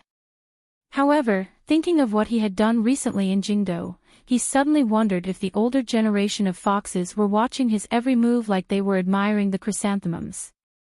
Not noticing her husband's sudden silence, Lin Wanner said seriously, I haven't been able to play mahjong lately, and the chrysanthemums haven't bloomed yet. I'm always bored. The book you promised me before marriage, when will you write it for me to read? Fan Xian's head was full of questions. How could he still have the energy to copy Dream of the Red Chamber? He forced a smile and begged for mercy. I say, grandmother, please spare me. Seeing Lin Wanner's stubborn expression of urging him to write, he didn't dare to stay in the room and dawdle. Smoke rose from his butt as he pushed open the door to hide. Fan Xian fled as if he had seen a ghost. He made his way through the wide courtyard until he ran into a few servant girls who were covering their faces and laughing. Only then did he feel that something was wrong. He coughed twice, trying to show the demeanor of a famous person and a famous official. But his body had not even straightened for a moment before he immediately slowed down. He gritted his teeth. Since he was young, he had decided that he wanted to live a beautiful life. Why should he care about how others looked at him? He grunted, hummed a little tune, and hopped into his study. Although his conversation with his wife was casual, he had obtained some useful information. However, Fan Xia's movements these days were indeed a little strange. Fan Xian frowned, faintly worried.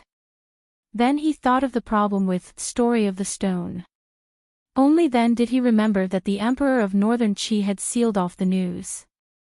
He owed him a favor, and it seemed that he would have to copy a chapter and send it over. However, the fact that he was the author of Story of the Stone could not be hidden for long. He decided not to use the Overwatch Council's secret mail route.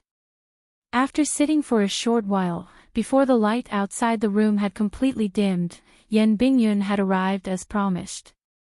Fan Xian looked at the file he handed over and could not help but rub his temples. Today, he had first gone through the file Mu Tai had handed over and set the tone with Shi Chonli. Next, he had gone to the old manor to do some work. After returning to comfort his wife, he now had to talk to Sir Yen. In a short day, he had done so many things. It seemed that the so-called cultivation of a powerful official was indeed a very tiring path.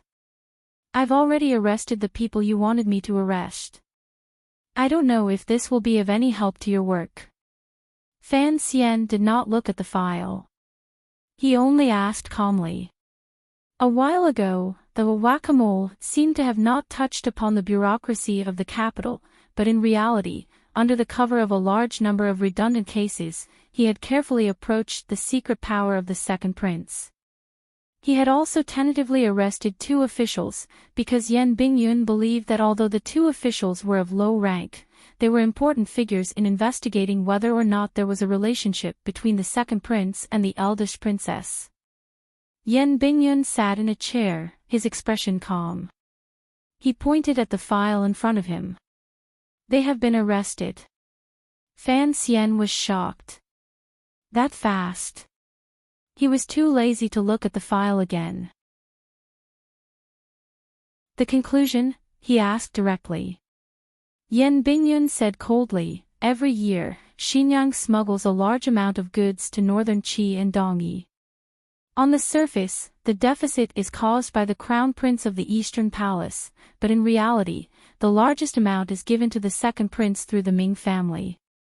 It is used to bribe the officials in the court and befriend the feudal officials of various places. So your judgment is correct. The second prince is backed by the eldest princess. Fan Xian frowned. The Ming family. The in-laws of the Cui family. Exactly. Such a large amount. How did they get it from the palace treasury to the second prince? Fan Xian asked. Of course, they couldn't go through the capital. They went around Jiangnan. In the middle, a few royal merchants split it up. From bottom to top, they were all controlled by the second prince. Yan Bingyun glanced at him. The process is complicated. It is written in the file. If there is anything you do not understand, you can just read it. It is more complicated to say it. Fan Xian did not pay attention to the doubt in his voice about his ability. He only sank into deep thought. His judgment was correct. He took a deep breath and said, "The man is very handsome." Fan Xian countered with a question. The eldest princess and the second prince did it so secretly, but we easily found out. Do you think the palace doesn't know? How could our director Qin not know? Even if the palace is vigilant, they certainly do not have concrete evidence. Yan Bingyun slowly lowered his eyes. Don't forget, the head of the first bureau, Zhu Gu, was always the eldest princess man. This case, if you were not in charge of the first bureau and the full cooperation of the other departments, it would have been impossible to find out.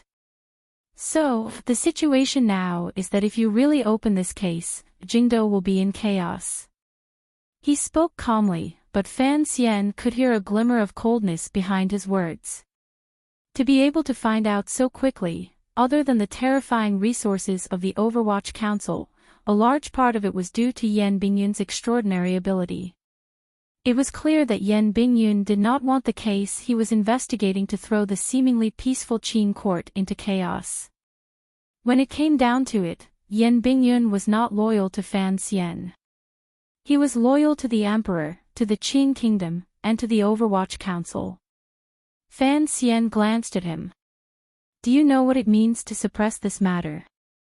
Yan Bingyun shook his head.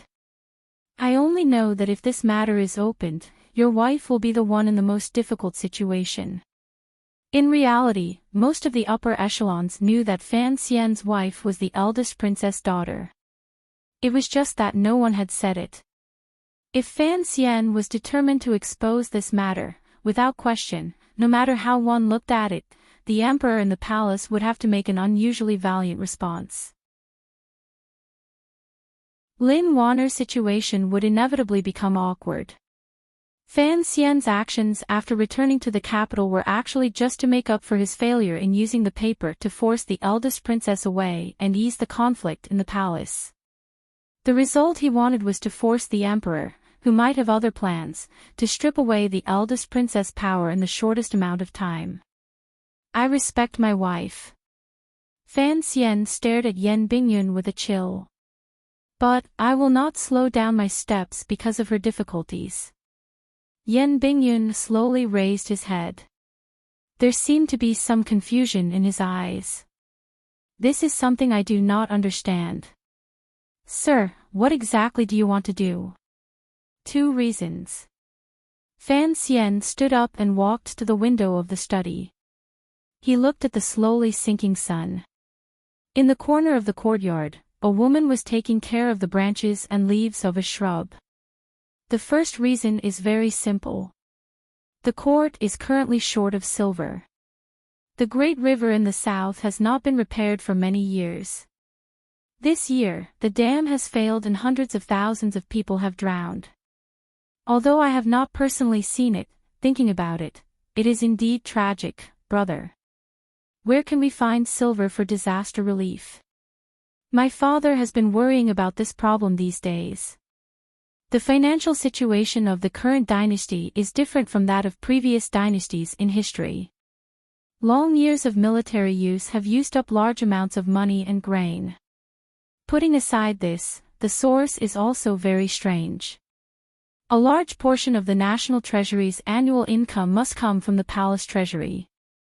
The palace treasury is the emperor's treasury. In reality, you and I both know that it is the legacy of the mistress of the Yi family. It is only by relying on the endless silver produced by these industries that the Qing kingdom can be supported.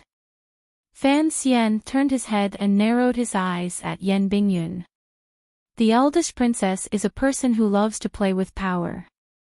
Over the years, the silver of the palace treasury has gradually been scattered into the hands of officials in exchange for her and him loyalty and power. To put it bluntly, this is using the emperor's silver to poach the emperor's officials. The silver has been spent on internal strife and officials. In this world where silver is needed, where can we find silver? Silver is just silver. How to use it is a big problem. Rather than letting it rot in the officials' residences, it is better to force it out and fill it in the river to scare the ghosts. So, I am in a hurry to investigate the Cui family and the second prince. Otherwise, our eldest princess and the second prince, who only seems to like reading, will generously give away all the silver of the Qing kingdom. Fan Xian lowered his head slightly and seemed to feel a little emotional. He smiled bitterly and said, "Of course, after this matter is exposed, the emperor will probably not punish his own sister. But just like last time when she was chased out of the palace, the emperor will be afraid of gossip and carefully investigate the palace treasury. He will also give the second prince a wake-up call. But His Majesty will probably be angry and think that I am meddling in other people's business.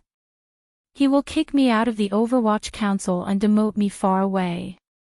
He stretched and wore a pure and innocent smile on his face. "There is no other way. I hope the emperor will let me return to Danzhou." Yan Bingyun tilted his head slightly. His face was stiff, as if he had never known the commissioner in front of him. He murmured, "But you will take over the palace treasury next year. When that time comes, won't it be right and proper for you to investigate?" Fan Xian smiled and spoke as if he was talking about someone else's business. The Qing kingdom has no surplus food. The sooner we can stop the outflow of silver from the palace treasury, the more the people in the south can have a few more bowls of porridge to eat. Other things can wait, but if we don't eat, we will starve.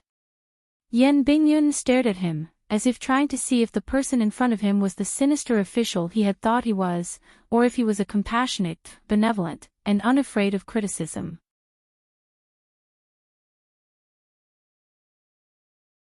Chapter 271. Don't think I'm a saint. Fan Xian shook his head. In the end, I'm thinking for myself. Taking over the palace treasury next year. That would be cutting off Xinyang's source of income. How could she support the prince? Could she allow such a thing to happen? The accounts of the palace treasury are clean and tidy, but what about the secret deficit? Do you want me to take it and worry until my hair turns white? Her leftovers from the feast, I don't want to hold this broken plate of food. The palace treasury is a mountain of gold, but also a basin of dirty water. The eldest princess has the Empress Dowager's favor, but what about me? As a foreign official, going to take charge of the palace treasury is a painful thing to do. He said in distress, I wonder if the emperor wants me to be the eldest princess's scapegoat. In the future, when the palace treasury's deficit is investigated, I won't be able to explain it even if I had 800 mouths. Yes, I'm not satisfied, so I'm going to take my mother-in-law's foot-washing water and pour it on herself. If Qin Pingping or Fan Jian heard what he said and saw his expression, they would certainly give him a thumbs up and praise him for being so young, but his acting skills were already at the point of perfection. Foreign official. Foreign my ass. But Yan Bingyun did not know the shocking secret behind the scenes. Hearing Fan Xian admit to his own selfishness, he felt even more admiration in the depths of his heart. He felt that this Sir Fan Jr., who he had always disliked, was actually an upright official.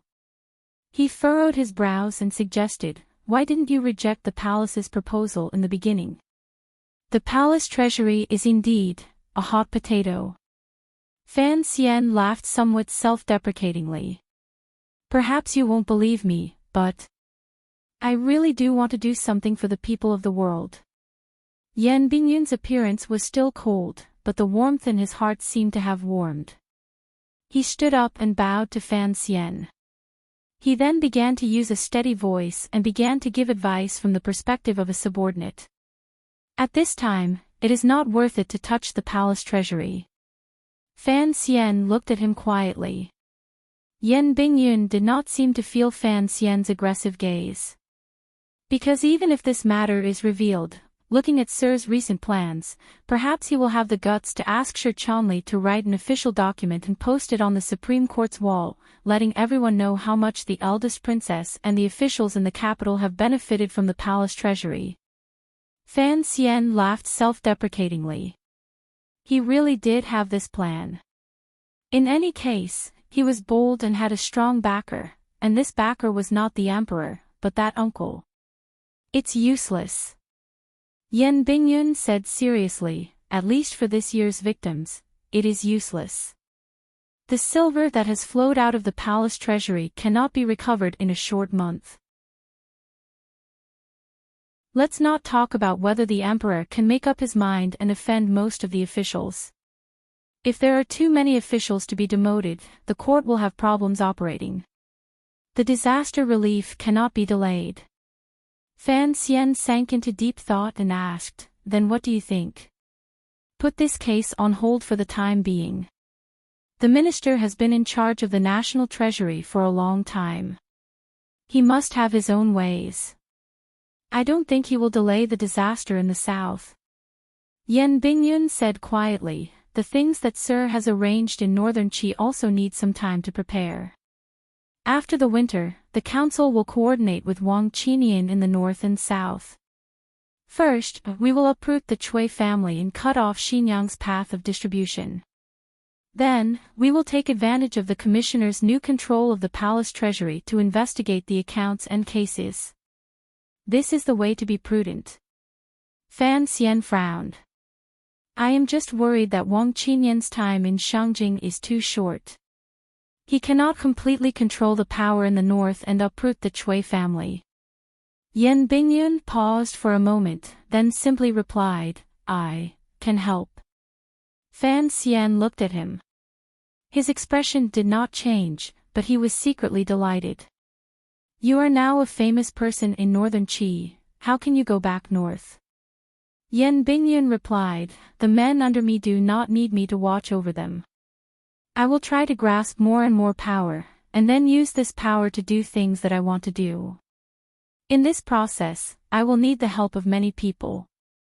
Fan Xian looked into his eyes and said in a low voice, I really want to be like when we were in Shangjing. You and I can work well together, of course, not just this time, but also next spring. Yan Bingyun understood what he meant. He did not stay silent for long. He lowered his head, saluted, and left. The young and handsome men of the Overwatch Council were not sloppy people.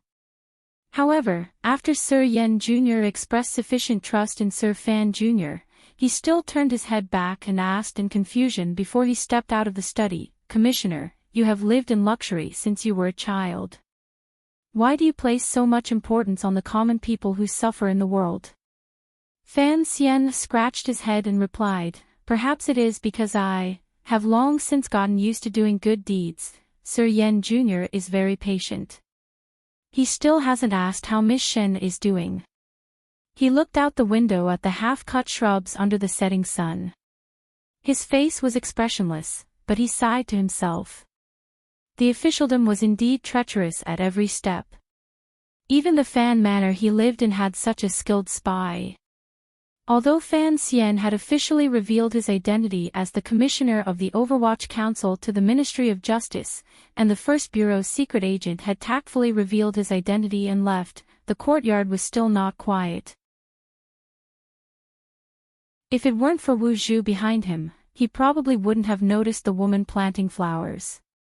Just as he had said, Fan Xian was not a saint, nor was he a good person in the purest sense of the word, and he was certainly not a traitor. The simplest reason for dealing with the eldest princess, as well as the unknown second prince, was because he and Xinyang had long had enmity that could not be solved. And the root of this enmity, the palace treasury, was the thing that Fan Xian would not give up after his rebirth.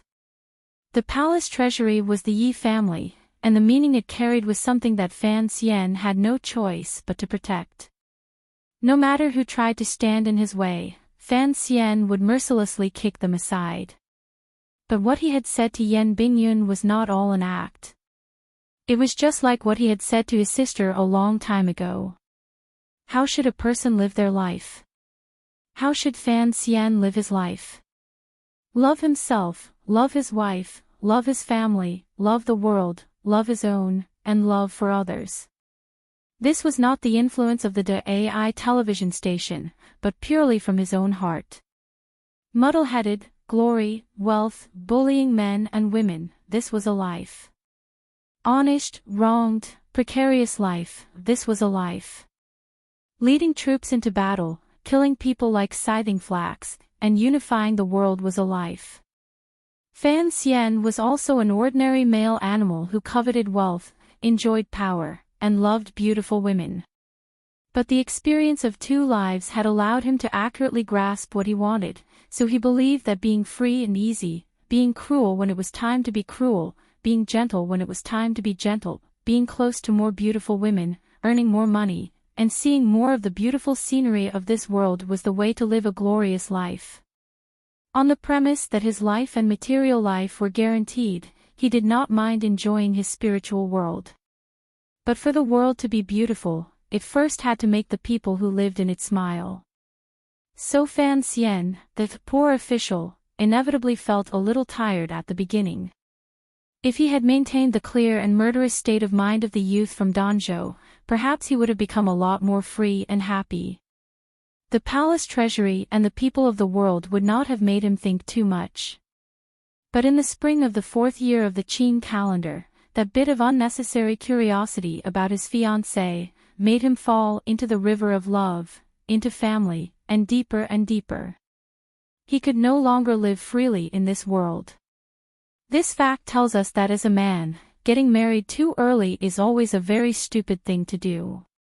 That afternoon, Fan Xian, the commissioner of the Overwatch Council, and Yan Bingyun, the alternate head of the 4th Bureau of the Overwatch Council, had a conversation in Fan Manor about the palace treasury, the second prince, and the people of the people. The contents of this conversation were quickly sent through the most secretive channel of the Qing kingdom to the royal study in the royal palace and to Chen Pingping's table. Chen Pingping's reaction was very simple. He immediately wrote an order, temporarily delegating his authority over the entire council to Fan Xian. In other words, before Chen Pingping retracted this order, Fan Xian could legitimately mobilize all the power of the enormous and terrifying Overwatch Council. And in the royal study, the supreme emperor of the Qing kingdom looked at the report on the table and only nodded lightly. In his majesty's heart, he was very pleased with Fan Xian's actions these past few days. Since the officials and the people of the world all believed the Overwatch Council to be his dog, then this dog must have the courage and ruthlessness to bite people, but it must not bite anyone it met.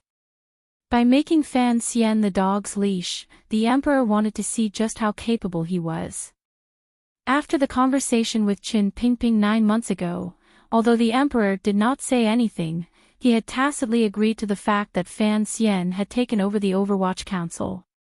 In the future, he would have to let the child know his true identity, as the son of the emperor, but because of his birth, he could never sit on the throne.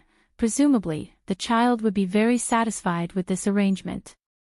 Of course, His Majesty appreciated this afternoon's conversation between Fan Xian and Yan Bingyun even more. The emotions that naturally flowed through the conversation were very similar to that woman from back then. A trace of a gratified smile flashed across the emperor's thin face. Although the child's words were somewhat disrespectful toward him, he could guess the loyalty beneath those words. He looked at the eunuch in front of him and smiled. Hong Xiang, what do you think of this? Fan Xian. Eunuch Hong bowed slightly. There was not a trace of emotion on his aged face. Too fake. The emperor furrowed his brows and didn't say anything. He wondered if Fan Xian was putting on an act for him to see. However, he had heard that the 5th prince had always been in the south. No one in the capital should have been able to detect his arrangements. Your Majesty, how should we handle this? Eunuch Hong asked, naturally, about the matter between the 2nd prince and the eldest princess. The emperor coldly shook his head. The play hasn't even begun. How can it be stopped so soon? This emperor of the kingdom of Qing had always been troubled by the emptiness of the national treasury. Although he had always had his suspicions about Xinjiang, he had never found any concrete evidence. And because of the Empress Dowager's health, the emperor, who had always been loyal and filial, could not ferociously tear open everything under the curtains. After all, Li Yunrui had done more for the kingdom of Qing than he had done wrong. After all, the 2nd prince was his own son. It was only now that he truly believed Chen Pingping's words. In some matters, although young people could appear a little rash, they could also display sufficient ability and boldness. Not to mention Fan Xian, it seemed that the emperor had not paid enough attention to the young official named Yan Bingyun. The serving girls lit the candles and left. The royal study was silent. The emperor quietly waited for Fan Xian's memorial. If Fan Xian had truly guessed his intentions and was willing to follow his arrangements to be a lonely official, then by tonight at the latest, he should have found out and delivered the information to the emperor's desk. And if Fan Xian really did as Yan Bingyun wanted and suppressed this matter, the emperor frowned. Even if Fan Xian was considering things for the stability of the court, as the emperor, he could not allow such deception. With a creak, the door to the royal study opened. A eunuch walked in carrying 2 boxes of memorials. The emperor had always been diligent. Reading memorials until late at night had already become a rule in the royal palace. The emperor's expression did not change, but he was waiting for something in his heart. When he saw the secret memorial box at the very bottom, a warm smile appeared on his lips. He opened the Overwatch Council's special secret memorial box and began to carefully read the first memorial Fan Xian had written since entering officialdom. The secret memorial. After a long time, he put the memorial to the candle and burned it. He gently coughed, picked up the red brush, and wrote 2 words on a piece of white paper. He then sealed it back into the secret memorial box. In his heart, this memorial, which could change the fate of many people, was not a big deal. On the road to the pinnacle of power, the emperor had already seen through many things. It was different from what many factions, including Fan Xian, secretly guessed. He did not care at all about how his son and sister would make a fuss. Because no one could truly understand the emperor's ambition and confidence. But the emperor was very satisfied with Fan Xian's performance because he knew that Fan Xian was not standing on the Eastern Palace's side to attack the second prince. So when the emperor, who was comforted, began to read the memorial at the back, his thin face suddenly showed incomparable anger and disdain. The Imperial Censorate collectively accused Fan Xian, the commissioner of the Overwatch Council and head of the First Bureau, of corruption, taking bribes, and arrogance. The memorials were like pairs of provocative eyes staring at the emperor's gloomy face.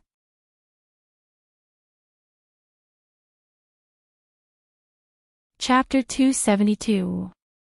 In the entire capital, the first person to know that the Imperial Censorate had collectively impeached Fan Xian, a popular figure of the court, was none other than Fan Xian himself.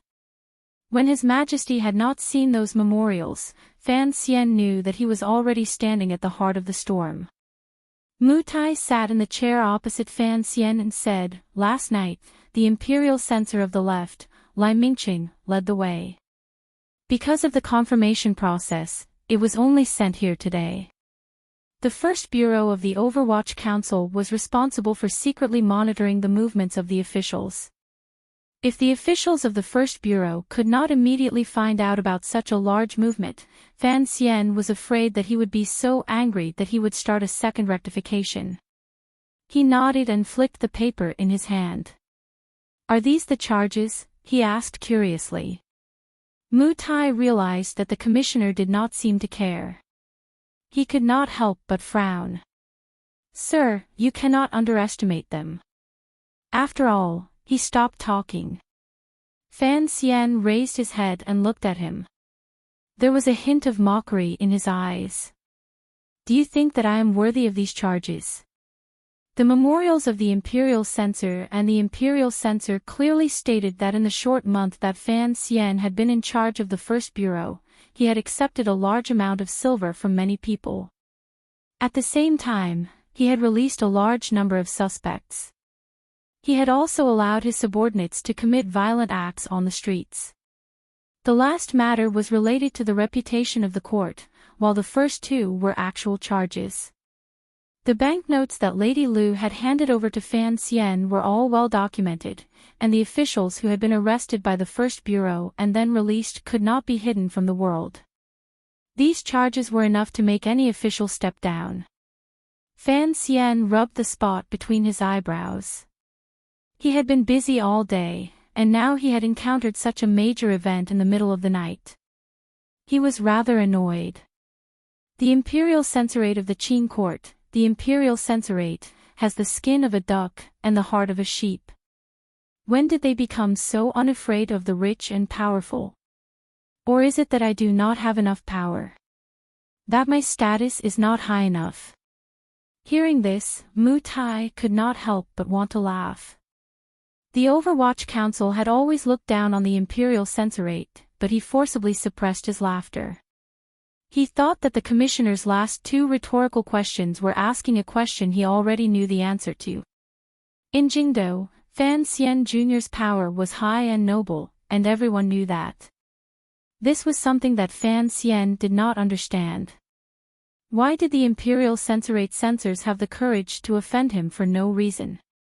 These days, his methods had been gentle, and it seemed that he had not offended these people. Furthermore, these days, he had gradually gained the emperor's favor. Were these people not afraid of making the emperor unhappy? Mu Tai looked at his face and knew what he was thinking. He explained, "Sir, this is the usual practice of the imperial censorate. They have always acted against the Overwatch Council. The law of Qing gives them this authority, and His Majesty has always suppressed the Overwatch Council's secret methods. So every few days, those poor scholars will always find fault with the Overwatch Council, but..." He frowned. "I didn't think they would have the guts to directly target you, sir, and with such heavy crimes." Fan Xian reached his hand into the teacup and dipped it into a few drops of cold tea. He carefully rubbed it between his brows. The glimmer of brightness calmed him slightly. The Imperial Censorate was a very special organization. In the previous dynasty, the Imperial Censorate was the highest monitoring, impeachment, and suggestion organization in the royal court. The senior officers were the left and right imperial censors, and below them were the deputy imperial censors and the deputy imperial censors. According to local jurisdiction, there were also imperial censors, who patrolled the prefectures and counties. They were responsible for investigating and impeaching officials. In Zhuang Mohan's official commentary, it was written about the imperial censorate of the Wei dynasty. The imperial censorate is responsible for impeaching the 100 officials, distinguishing between injustice and injustice, supervising the various departments, and acting as the emperor's eyes and ears. Officials who are treacherous, petty, and tyrannical are impeached. Officials who are wretched, corrupt, and corrupt are impeached.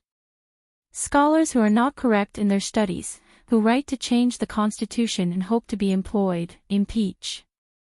In the event of a pilgrimage or an inspection, the Ministry of Appointments is impeached. The prisoners of the Great Prison are impeached outside the court, along with the Ministry of Justice and Dali.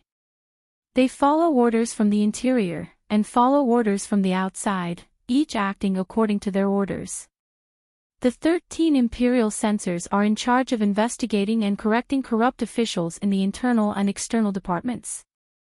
They are impeached in person or sealed, and the imperial censorate is responsible for the constitution.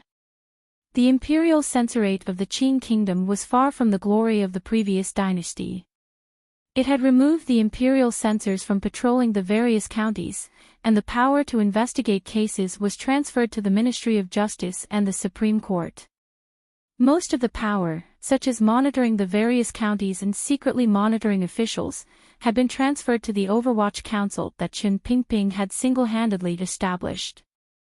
Now, it was only the emperor's eyes and ears. It had an empty mouth, but no real power. What kind of people were officials? They were men. What did men like most? Other than beautiful women, there was power. So the imperial censorate felt a glimmer of envy and hatred towards the Overwatch Council, which had taken away most of their power. Perhaps these scholars still missed the glory of the imperial censorate in the distant past, so they relied on their right to speak up to impeach the officials of the Overwatch Council from time to time. But with Chen Pingping's poisonous eyes watching, these imperial censors had been quiet for a long time. Why did these imperial censors suddenly rise in revolt? Fan Xian pondered this carefully. The Overwatch Council was the most powerful of the Overwatch Council, but that did not mean the imperial censorate had lost its influence on the court. Even the eldest princess had been forced out of the palace by Fan Xian's thousands of verbal papers. One could imagine that words were enough to kill an official. Most of the imperial censorate came from humble backgrounds, and were greatly supported by the scholars. In the past, when an imperial censor submitted a petition, it would always be echoed by the scholars. After a round of verbal attacks, the court would always investigate. Even if there were no results in the end, the official covered in filth would never be able to stand upright in court again. Fan Xian laughed coldly. His mind turned, and he knew where the problem was. It seemed that the Overwatch Council's secret investigation of Xinyang and the second prince had already been leaked. He remembered clearly that the former imperial censor of the left, who had been ordered by the eldest princess to break his legs in the Ministry of Justice, was a pretty boy raised by the eldest princess. And the great scholar He Zhongwei, whom he had been secretly investigating, was also in the imperial censorate. Not long after, the secret memorial sent to the palace received a reply. Fan Xian looked at the box wrapped in a golden silk handkerchief and shook his head. Opening it, there was only a piece of white paper inside. On the white paper, there were 2 words. Ng. Fan Xian's surname was Fan, and his given name was Ng. Now, he could naturally guess that this name was probably given to him by the emperor himself. He couldn't help but frown, unsure of what the emperor meant. When he submitted the secret petition, he knew that the emperor would temporarily suppress the matter of the palace treasury deficit. But the sudden accusation from the imperial censorate made him misunderstand. He thought that the emperor wanted him to swallow his anger. I can't. Ng. Fan Xian shook his head and said to Mu Tai, investigate those imperial censors who consider themselves to be honest. Since they have petitioned me to take bribes and bend the law, then I have to reciprocate. It's impolite. Mu Tai was a little surprised. Director Chen once said that when it comes to the imperial censorate's petitions, it's like listening to a dog barking. Ignore it, because the palace does not want the Overwatch Council to investigate the imperial censorate, it would not look good. And in order to open up more avenues of speech, the emperor has never given the Overwatch Council the power to arrest the imperial censors. Fan Xian spat. This time, they're not just barking. They're already opening their mouths to bite me. Who cares about the face of the court? I told you to investigate, and when the problem is found, I won't do it myself. Of course, I'll throw it to the Supreme Court and the Ministry of Justice. Even if the emperor doesn't accept it, what's the use of that wall outside the First Bureau? Mu Tai was very happy. The people of the Overwatch Council had been waiting for this day. They accepted the order and left the manor in high spirits. They went to arrange for spies to investigate the imperial censors for any illegal activities. The next day, Fan Xian played mahjong at home and enjoyed a good day of rain. He didn't take the impeachment of the imperial censors seriously. Warner and Ruoruo, who heard the news from him, were a little worried. Everyone knew the importance of an official's reputation. It wasn't until the news of the imperial censors' impeachment had spread throughout the capital, and the Hall of Governmental Affairs had already copied the memorials and sent them to Fan Manor, that Fan Xian pretended to know about the matter. His face was full of shock and anger, but he still slept soundly that night. Early in the morning on the 3rd day, Fan Xian left the manor. According to the rules, an official who was impeached by the imperial censors had to put down what they were doing and submit a memorial to defend themselves. But he didn't follow the rules. Instead, he went to Xinfeng restaurant and led a family to attack the delicious jitang buns. This matter had already caused a huge uproar in Jingdou. No one knew what kind of method he, the current popular figure of the court, would choose to retaliate. This was because this time, the imperial censors had clearly come prepared in their collective petition. They firmly held on to the accusation of impeachment. Even the officials who had been in and out of Jingdou this month were clearly investigated. But no one expected that Commissioner Fan didn't attack the imperial censors. Instead, he attacked the meat buns.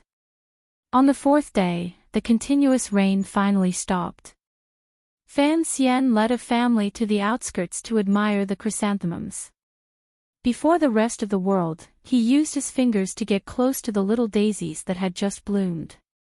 Logically speaking, at this time, the Hall of Governmental Affairs should have brought out the emperor's edict. To investigate or not to investigate? To ask or not to ask? Regardless of whether it was to wake up Sir Fan Jr., who had risen too quickly this year, or to harshly rebuke the imperial censors who were too meddlesome, the emperor had to have an attitude. During the court discussion, the Minister of Appointments, Yan Hangshu, finally couldn't resist the curiosity in his heart and carefully asked. He didn't know that the emperor only grunted through his nose and didn't respond at all. The scene was stuck in an awkward stalemate. The imperial censors' faces of justice and solemnity gradually turned into awkwardness. They planned to jointly submit a memorial again. They were also prepared to draw on their peers among the civil officials in court. At the same time, they were going to mobilize the students of the Imperial College.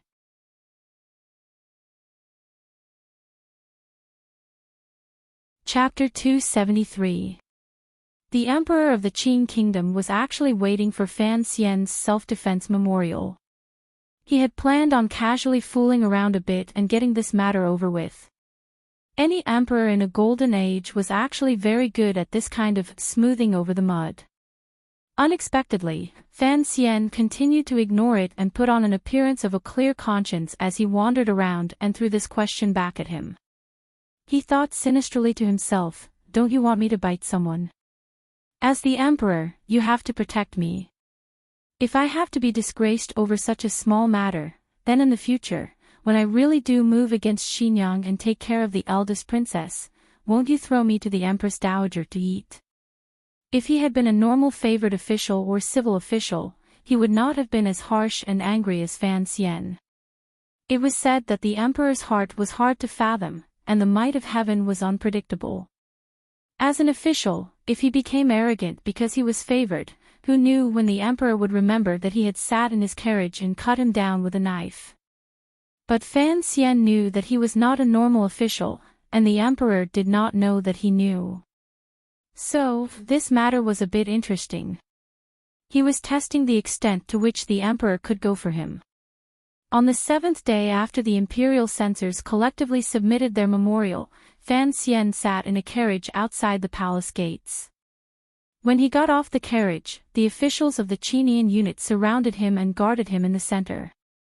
His black and gray clothing, cold expression, and tall and straight figure all made clear his identity. The officials gathered at the palace gates saw this scene and knew that this was the person that the officials often discussed after meals. Not to mention anything else, but when it came to placing spies out in the open to protect him, Fan Xian was the best in the Overwatch Council. Today was the day of the court conference, and the emperor had specially summoned Fan Xian to the palace to listen. All of the officials knew what was going to be discussed today, and they couldn't help but feel excited. A few civil officials who were on good terms with the Fan family came over and exchanged a few words with Fan Xian. Using the cold weather as an excuse, they went back to the side of the palace gates. At this moment, on both sides of the square, there were only 5 or 6 officials wearing crimson robes and Fan Xian's black-robed Overwatch Council officials. The two sides stood facing each other, but their gazes seemed to pierce through each other's ranks and shoot toward the city in the distance. The officials dressed in crimson robes were the censors from the Imperial Censorate who had written to impeach Fan Xian. Fan Xian looked at them coldly. Lowering his voice, he said, "All of you look like pigs, yet you're still upright officials."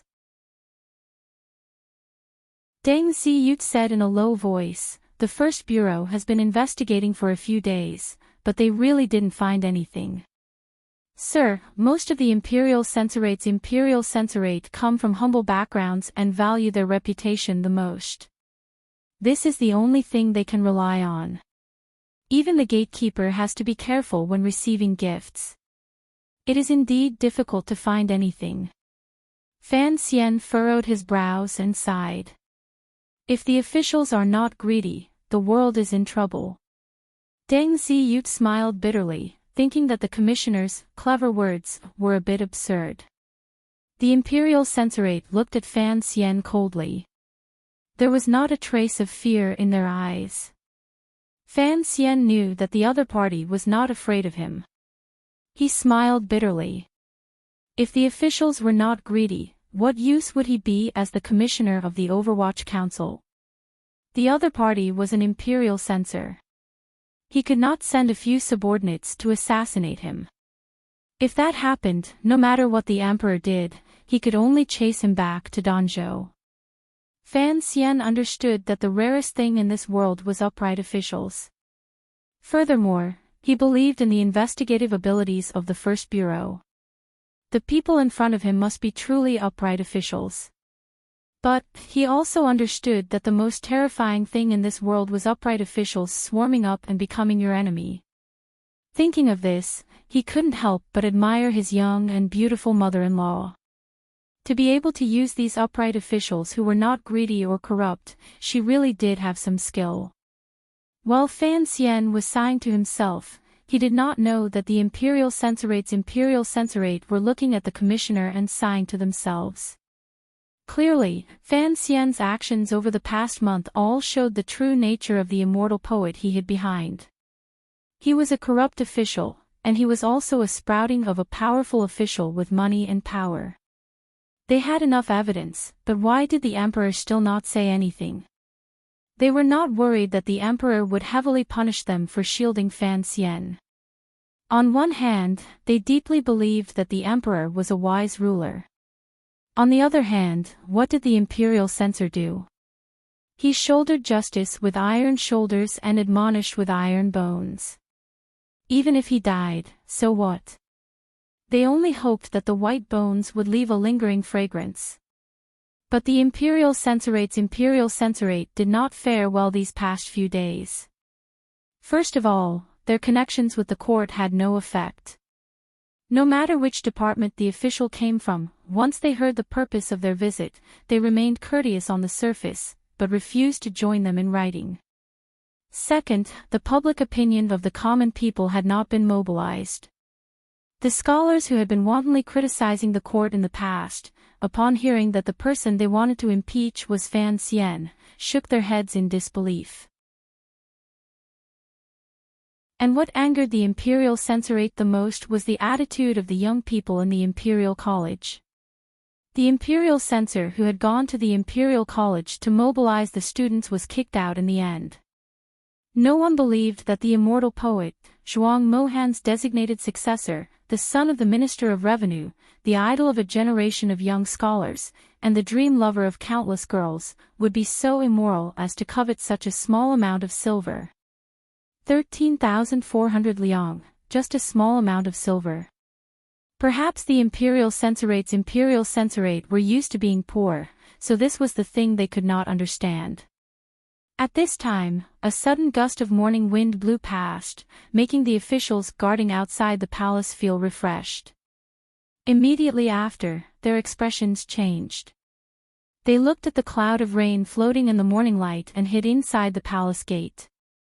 The imperial guards and eunuchs did not dare let these high-ranking officials get drenched in the rain, so they did not stop them. In autumn, the capital often changed its face, and after the wind came the rain. An autumn rain floated down solemnly. It went from light to dripping, and in the time it took to take a few breaths, the green stone floor in the palace was immediately soaked, revealing a thick black color. At this time, outside the palace gate, only Fan Xian and the Imperial Censorate's Imperial Censorate stood there. The rain poured on them, but they did not react at all. Fan Xian narrowed his eyes and looked at them. Suddenly, he said, "Imperial Censor Lai, go hide from the rain." He called out to the Imperial Censor of the left, a third-rank official, Lai Mingqing. Censor Lai looked at him coldly and said, "Master Fan, do you think being drenched in the rain will be enough to wash away your sins?" Imperial Censor Lai cupped his hands. "Today, when I see the Emperor, I will definitely impeach Master Fan." Fan Xian's eyebrows twitched. This Imperial Censor was very cunning, he thought. He smiled and cupped his hands. "Is that so? But I don't know if a member of the royal family really broke the law. would Master Lai have the same heroic spirit you have today? The imperial censor of the left was so angry that he did not want to speak. He waved his sleeves and walked toward the palace gate. Behind him, the imperial censorates knelt in the rain, playing the game of kneeling at the palace gate. Fan Xian felt that these people were both pitiful and funny. He sighed. Life is only for fame. I really don't know why the court keeps you people. The kneeling imperial censorates stared back at him angrily. Fan Xian turned a blind eye to them. He lifted the rain hat behind him to cover his head. He smiled. I am black. No matter how I wash, I will always be black. Although you are all red, after being washed by the rain, you have turned black. The rain slid down his Overwatch Council robe. The robe was smooth and did not leak water. The black was still that gloomy black. After the imperial censorate's robes were soaked by the rain, the color gradually darkened and gradually became closer to black. The imperial censorates looked down at their own clothes.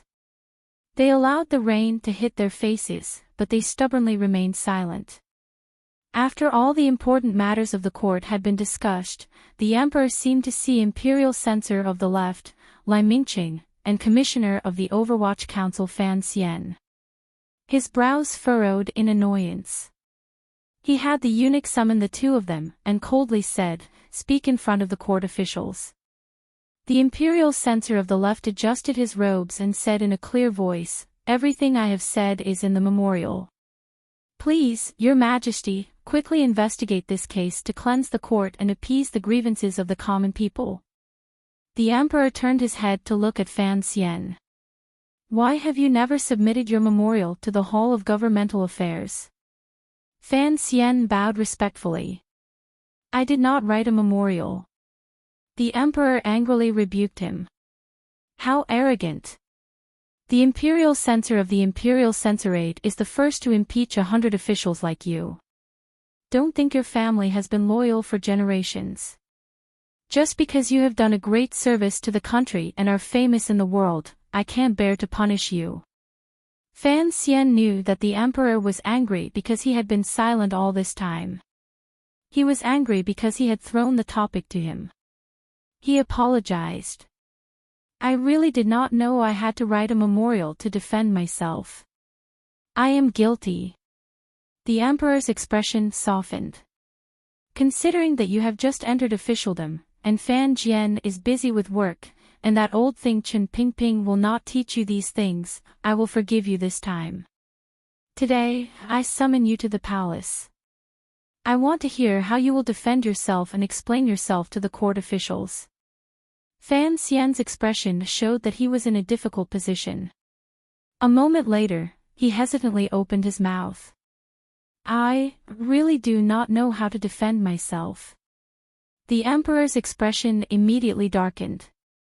Then you admit to your crimes? He asked. Fan Xian suddenly raised his head. His expression showed bitterness. Long live, I do not admit to my crimes. The reason why I do not defend myself is because the imperial censorate's accusations are absurd and without reason.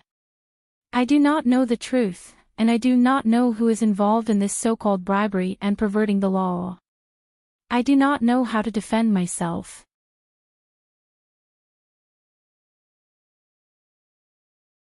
Chapter 274. The officials were in an uproar. No one had expected Fan Xian to be so stubborn as to refuse to defend himself. The face of the Minister of Appointments, Yan Hangshu, darkened. Just as he was about to say something, he looked up and saw that the few superior-ranked officials in front of him were all silent. Only then did he remember that things were definitely not so simple. The head of the Bureau of Military Affairs, General Qin, had his white beard swaying in the wind. His old eyes were half closed, as if he had fallen asleep. Yan Hangshu glanced down. General Qin's son, Qin Heng, was also keeping his mouth shut. He no longer had the courage to suggest Fan Xian go to northern Qi in the early spring. It was only right for the military to remain silent. On one hand, they had a good relationship with the Overwatch Council. On the other hand, this was an invasion of the Jingdo bureaucracy, and they had no need to intervene. But the head of the civil officials, Shu the scholar, also had a respectful expression. It was as if he had not heard the conversation in front of the palace. The ministers had all turned into clay statues. Yan Hangshu thought about it. It seemed that there was no need to offend Fan Xian for the sake of the eldest princess, who was far away in Xinjiang. So he also kept his mouth shut. Seeing that no officials had spoken up to reprimand Fan Xian, the emperor's expression did not soften. A cold light flashed through his eyes. He stared at Fan Xian and said, "If you do not defend yourself, then let's hear what Minister Lai has to say." The imperial censor of the left, Lai Mingqing, accepted the edict and stepped forward. He read out all of Fan Xian's illegal actions in the memorials. Stroke by stroke, it was clear. Fan Xian groaned in his heart. This imperial censor of the left was indeed surnamed Lai. Why did he have to blame everything on him? What did the bribe from the first bureau have to do with him? The court was filled with discussion. The gazes that were directed at Lai Mingqing and Fan Xian became somewhat strange. Among the matters that the imperial censorate was investigating, the one that bore the brunt was that eunuch Dai was suspected of bribing the commissioner of the Overwatch Council on behalf of his nephew, Dai Jin. The officials thought, "How dare a rogue like you drag this matter into the palace?" On the other hand, they looked down on Fan Xian. This was such a great opportunity, and yet he had only accepted 1,000 liang of silver from eunuch Dai. Who among the elders in court would be in the mood to accept such a small amount of money? Hearing that the matter involved the palace, the emperor's expression did not change. He directly ordered the guards to summon Lady Shu and eunuch Dai from the palace to the court for a confrontation. Although the officials knew that this kind of investigation method was a bit ridiculous, they all knew that the emperor was not a person who was bound by conventional rules and regulations. In addition, they were also curious about how this matter would turn out, so they all kept quiet. Not long after, eunuch Dai was led into the palace. He had long known what would be discussed in court today. He was anxious and puzzled. He had only given the banknotes to Yi Guiping. Her personality was cheerful, but she had always kept her mouth shut. Furthermore, she was Fan Xian's relative, so how could she have sold him out? How did this news get to the imperial censorate? After entering the palace, eunuch Dai first cried, "Long live the emperor," and then cried, "I have been wronged." Eunuch Dai rubbed his buttocks, and tears streamed down his face as he kowtowed to the emperor. His Majesty has always forbidden the servants of the palace from communicating with the officials. I am timid, and I dare not break the rules. Speaking of Sir Fan Jr., I have indeed heard of his name, because, eunuch Dai looked pitifully at the emperor on the throne. Everyone in the world knows the great name of the immortal Fan Xian. Although I am a cripple, I am still a cripple of the kingdom of Qing. When I heard that Sir Fan Jr. had gone to northern Qi to bring glory to His Majesty, I was naturally happy. It was inevitable that Sir Fan Jr. would be mentioned in our daily conversations. But I have never even seen Sir Fan Jr. How could I have bribed him? The imperial censor of the left, Lai Mingqing, asked coldly, "Eunuch Dai, have you really never seen Commissioner Fan?" Eunuch Dai's knees hurt from kneeling, and he had long since cursed the meddlesome censor countless times in his heart. Hearing the question, he suddenly seemed to realize something. I remember now. Last year, when I delivered the imperial edict to Fan Manor, I saw Sir Fan Jr. once. But at the time, it was to deliver the edict, so I left as soon as I entered the door. If that counts as a meeting, it would only be once. Eunuch Dai then wailed and swore to the heavens. Long live the Emperor, I have only seen Sir Fan Jr. once. If I have seen him again, let my intestines be torn apart and I die a horrible death. I will still be a eunuch in my next life. This was a vicious oath, and His Majesty cursed angrily. What nonsense are you spouting? Imperial Censor Lai, on the other hand, looked slightly worried. He said, bribery doesn't necessarily mean that both parties must meet. Eunuch Dai, let me ask you, do you have a distant nephew called Dai Jin, who is a minor official in the Vegetable Inspection Department at the entrance of Dengshiku? Eunuch Dai did not dare to hide anything and nodded. Imperial Censor Lai reported seriously, Your Majesty, that Dai Jin is a corrupt. He recounted everything that had happened in the first bureau of the Overwatch Council, then stared at Fan Xian and said coldly, Commissioner Fan, may I ask where this Dai Jin is now? Fan Xian thought for a moment, then replied, the case has been closed. After this low-ranking official Dai Jin spat out the stolen money, he was stripped of his position. I do not know where he is now. Imperial Censor Lai said coldly, You do not know. It was you who took bribes from Eunuch Dai and broke the law. That Dai Jin has been in the Vegetable Inspection Department for 6 years, and who knows how much money he has embezzled from the palace. Commissioner, you say you do not know, and then strip him of his position, taking only a small amount of money and then letting him go. I do not know what is going on. Fan Xian calmly replied, the council has investigated and found that Dai Jin has embezzled 472 taels of silver in 6 years. According to the third rule of Qing law, if the amount is less than 500 taels of silver, he will be stripped of his position and given a fine.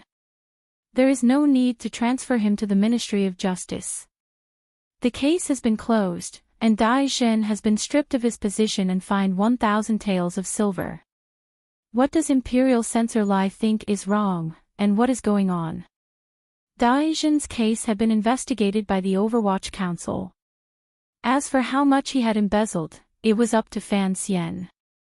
Imperial Censor Lai was so angry that he laughed, 472 taels of silver. Could it be that Commissioner Fan is trying to deceive the court officials without eyes? Fan Xian laughed. Of course, Dai Jin has also embezzled some vegetables and fruits. According to the rules, they should be converted into silver. If that is the case, then it is indeed the council that has not been meticulous enough. Imperial Censor Lai's advice is reasonable, and I thank you. Imperial Censor Lai saw that Fan Xian was being unreasonable and shouted angrily, How dare you! In these 6 years, Dai Jin has embezzled at least 4,000 taels of silver. The people are boiling with anger, and Commissioner Fan is trying to cover it up. What are you trying to do? The court was silent. The only thing that could be heard was the Imperial Censor's angry questioning. Fan Xian slowly raised his head and glanced at the Imperial Censor with a slightly cold gaze.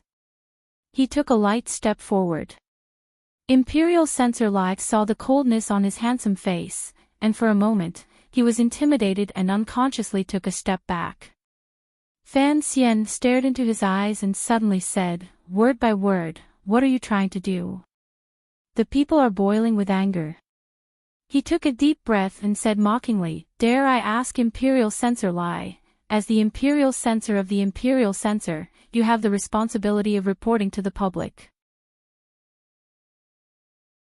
Since you keep saying that Dai Jin has embezzled so much silver, and the people are boiling with anger, then in these 6 years, why has the Imperial Censor not mentioned this? Are you the official who is trying to cover up Dai Jin's crimes? The people are boiling with anger. Why don't you ask the capital's magistrate to arrest him? He suddenly became angry, and all the officials in the court were stunned. Fan Xian didn't give Imperial Censor Lai a chance to speak. In a cold voice, he said, I have been in charge of the first bureau for less than a month, and I have already found out about Dai Jin's embezzlement. In these 6 years, Imperial Censor Lai knew that Dai Jin's people were boiling with anger, but he didn't say a word and acted like a mute. The Overwatch Council investigated the case, and it became a mistake. The Imperial censors were mute for 6 whole years. Mute for 6 years. Now you say that the Overwatch Council is corrupt. Fan Xian bowed to the Emperor on the dragon throne, and turned around to ask Imperial Censor Lai angrily, I would like to ask you, sir, what are you trying to do? The barrage of questions stunned the Imperial Censor of the left. He knew that he had said something wrong, and now Fan Xian had something to use against him. If he admitted that the Imperial Censor had no knowledge of Dai Jin's embezzlement, then Fan Xian could say that Dai Jin had only embezzled 400 taels of silver, and there was no way he could overturn the case. In a fit of anger, he had said that Dai Jin had embezzled a lot of money, and the people were angry, but he had fallen into Fan Xian's trap. As an Imperial Censor, if he knew about this, then why hadn't he done anything for 6 years? Why did he have to jump out to impeach the person who investigated the case when the Overwatch Council was investigating the case? After Fan Xian pointed out this fact, it became evidence that the Imperial Censor was jealous of the Overwatch Council, and had falsely accused the Overwatch Council. The officials in the court looked at Imperial Censor Lai with hostility, but they looked at Sir Fan Xian with admiration. These old foxes knew the root of the matter, but Fan Xian had dug a hole in the court, and Imperial Censor Lai had jumped in. This skill and accuracy made these old foxes feel a little afraid. This was not like a young man who had been in the bureaucracy for less than a year. Everyone sighed in their hearts. Fan Xian could write poetry, fight, and now be an official. They really didn't know how Fan Jian, that old money grubber, could be so lucky to have raised such a good illegitimate son. The Imperial Censor of the left was so angry that his lips trembled. He waved his sleeves and knelt before the Emperor. In a raspy voice, he said, Your Majesty, please punish me severely. But Commissioner Fan's abuse of the law is not something that Your Majesty can easily forgive. Let the Supreme Court investigate carefully, and I am sure they will find something. The Emperor had long since grown impatient. Seeing Fan Xian's behavior, a glimmer of joy flashed in his eyes. Immediately, he said impatiently, All right, all right. You are the Imperial Censor of the left. It is normal that you do not know about the corruption of a lowly official. There is no need to punish him. Just remember, in the future, do not exaggerate this matter in court, and use the people's anger to talk about it. I am not the Emperor of Northern Wei or Northern Qi, and the Kingdom of Qing is not that kind of country. In the future, do not do such things. Do not do such things again. Lai Mingqing was ashamed and angry. He would rather die than accept this kind of reputation. Gritting his teeth, he knelt on the ground and kowtowed again and again.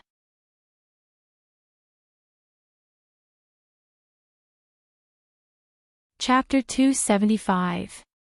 The sound of kowtowing rang out in the vast palace hall. In a moment, blood had already appeared on the forehead of the Imperial Censor of the left, Lai Mingqing. The Emperor looked at him with some disgust and waved his hand for the guards to bring him down. Only then did he lightly sweep his gaze over Fan Xian. Commissioner Fan, as a member of the Overwatch Council, you have great privileges according to the law. In the future, you must be even more careful in your actions. Do not lose my face. It was rare to find such an opportunity to smooth things over. Of course, the wise Emperor would not let it go. He waved his hand to stop Fan Xian's request. The eunuch understood and loudly announced the end of the court meeting. Fan Xian sighed in his heart. He knew that the Emperor could not appear to be too biased toward him in this matter. He was still not satisfied, but the officials had already deeply felt the Emperor's intention to protect the boy from the Fan family. As the officials retreated from Taiji Palace, they all came up to him to express their consolation. At this moment, the officials seemed to have become the Imperial Censorate's enemies, and they all disparaged the other side into a mess. Fan Xian smiled bitterly in response to each of them. He glanced at his father, who was hunched over and walking toward the square in a very old manner. His heart jumped, and he quickly went forward to support him. The officials looked at the father and son from behind and couldn't help but repeatedly praise them. Father and son were officials in the same court. The scene of the father being kind and the son being filial appeared in the palace. It was truly a story to be told. Minister Fan felt his arm tighten. He turned his head to see that it was his son who had come to support him. He couldn't help but smile bitterly and sigh. "NG, oh NG, why can't you be a little more obedient?" Fan Xian was also full of grievances. Who would have thought that Xinjiang would always be watching him like a ghost? When they were about to reach the palace gate, a young eunuch quietly ran over and passed on the emperor's oral orders. He then pulled Fan Xian along as he jogged toward the back of the palace. Minister Fan looked at his son's back with a complicated expression.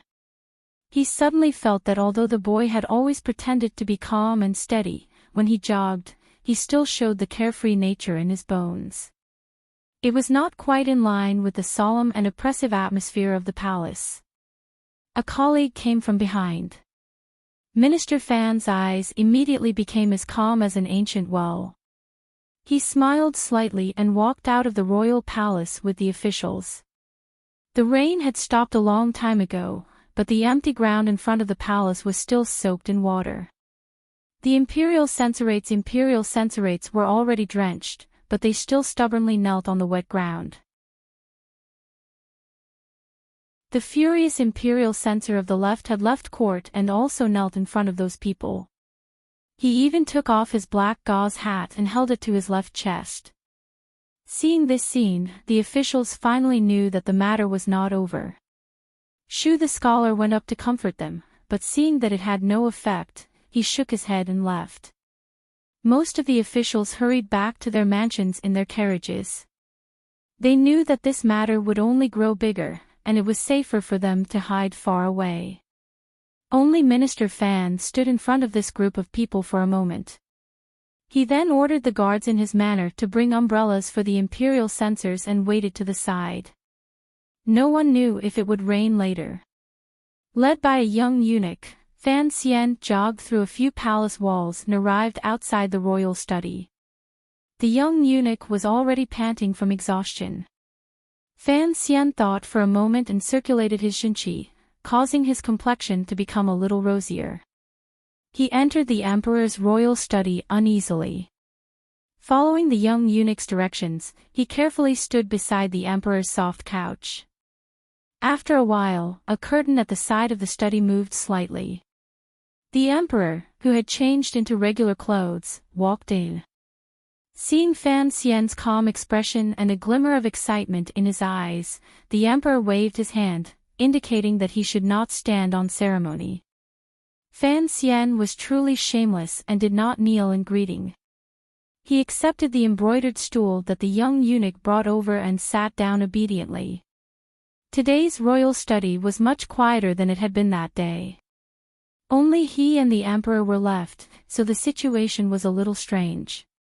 Fan Xian's expression was calm, but his heart was a little nervous. This was because a guess was only a guess.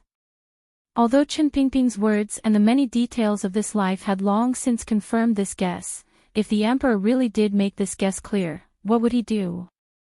Just as Fan Xian felt that the emperor was getting ready to put on the mask of a kind father, he was woken up by what the emperor said next. Fan Xian, you do not lack money. Why are you greedy for it? The emperor looked at him coldly and asked directly. A drop of cold sweat dripped from Fan Xian's forehead. He knew that he had indeed overestimated himself. He also knew that the matter of him receiving banknotes through Lady Lu could not be hidden from the emperor in front of him. He stood up and said very seriously, "Long live. Because I am in charge of the first bureau of the Overwatch Council, I need to receive banknotes. Oh. The emperor seemed to be a little curious about what he was going to say next.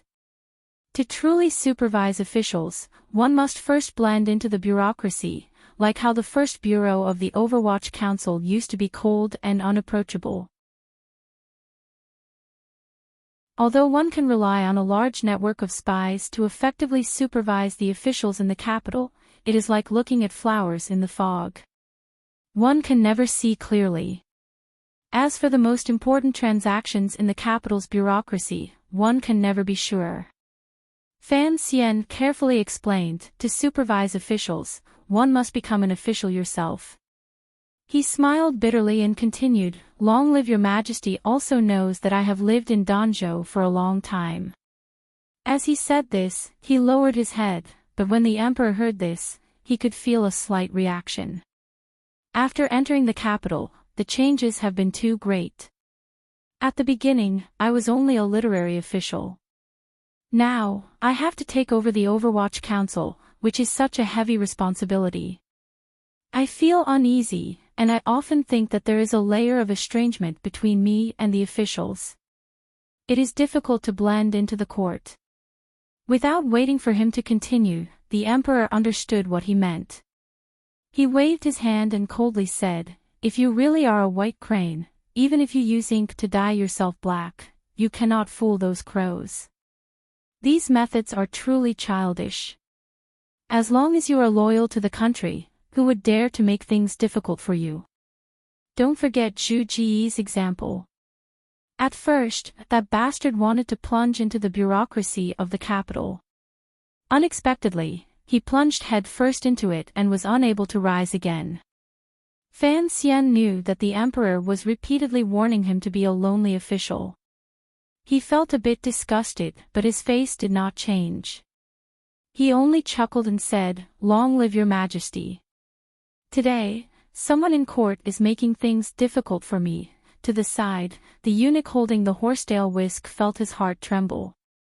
Sir Fan Jr.'s words did not match his status. It seemed to be a bit arrogant because of his favor. No matter how much the emperor liked this young official, he was afraid that he would lose his temper. Even the crown prince was respectful in front of the emperor with a glimmer of fear. Who would speak like Fan Xian? Unexpectedly, the emperor glanced at Fan Xian with a slight smile and said, "I do want to give you justice. However, this is a matter between you and your family's elders. I don't want to meddle too much." Fan Xian was shocked. He knew that the emperor completely understood that the background of the imperial censorate's letter was related to Xinjiang, but why did he still suppress him and not let him act? He was truly unwilling. He was about to give the emperor some more eye drops when he suddenly saw the emperor rub the space between his brows and faintly say, "I have a portrait for you to see." Countless thoughts surged through Fan Xian's mind. He thought of what Chen Pingping had said. The only portrait his mother had left behind was in the royal palace. At this moment, the door to the royal study was pushed open. Eunuch Ho, who was familiar with Fan Xian, walked in with a face full of anxiety. He quietly said something to the emperor. Fan Xian's hearing was exceptional and had heard it clearly. He couldn't help but feel shocked. He thought to himself that the imperial censorate had invested too much this time. As expected, the emperor's expression gradually darkened. Glancing at Fan Xian, he waved his hand and said, kneeling at the palace gates and taking off the black veil, "This is remonstrating me for being muddle-headed. Then I will show them how muddle-headed I am. Pass on my edict." The imperial censorate has corrupted court officials, recklessly interfered with council matters, neglected state affairs, did not repent, and acted rashly. 30 strokes of the cane. This was the first time Fan Xian had seen the emperor angry. He couldn't help but feel a chill. 30 strokes of the cane. If the imperial censorate didn't die, they would lose half their lives. In reality, these imperial censorate's luck was too bad. Just as the Qing emperor was preparing to do something important, he was interrupted by them. How could he forgive them? Outside the Shenhua Gate, beside the Jade River, in front of the arch bridge, on the wet stone slabs, a few imperial censorites had their official robes stripped and were pressed to the ground to be beaten. The cane fell heavily and was slowly raised. Each time it rose and fell, it brought with it a few drops of blood and rain. The scene was bloody. At this time, some of the civil officials who had heard the news had hurried back. Seeing this wretched scene, they rushed into the palace to admonish the emperor. Looking at Fan Xian, who had been sent to the palace gates to observe the punishment, they couldn't help but feel a trace of fear in their eyes. Although today's matter was caused by the imperial censorites people, the emperor had actually used the cane, which had been suspended for many years, for Fan Xian's sake. They couldn't help but have a clearer understanding of Fan Xian's position in the emperor's heart. Fan Xian stood beside Eunuch Ho and narrowed his eyes as he watched the scene in front of him. He didn't have a trace of sympathy for the imperial censorate, but his face showed that he couldn't bear it. He said, "Eunuch Ho, tell your subordinates to go easy on them."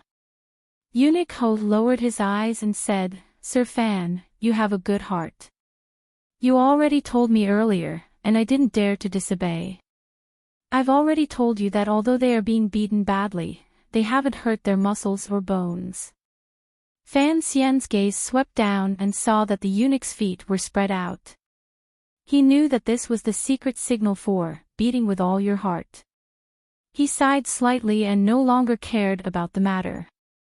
Not far from the two of them, the imperial censor of the left, who had been spared by the emperor, fell to the ground with a pale face.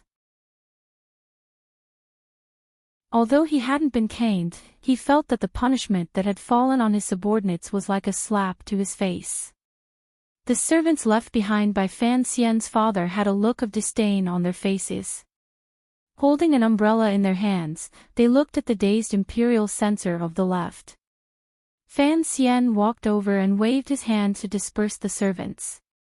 With a trace of pity, he looked at Imperial Censor Lai and said, "Why did you have to get involved in this matter?"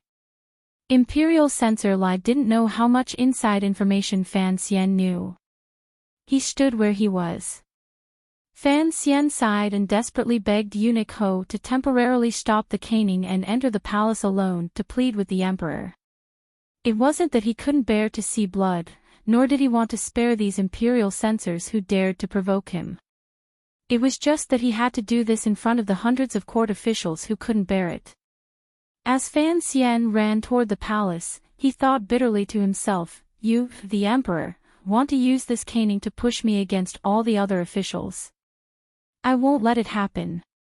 I've worked so hard to build up my good character for 2 years. If it's all gone because of a few caning strikes, I'll lose a lot." You're tuning into the LoveLore Library YouTube channel.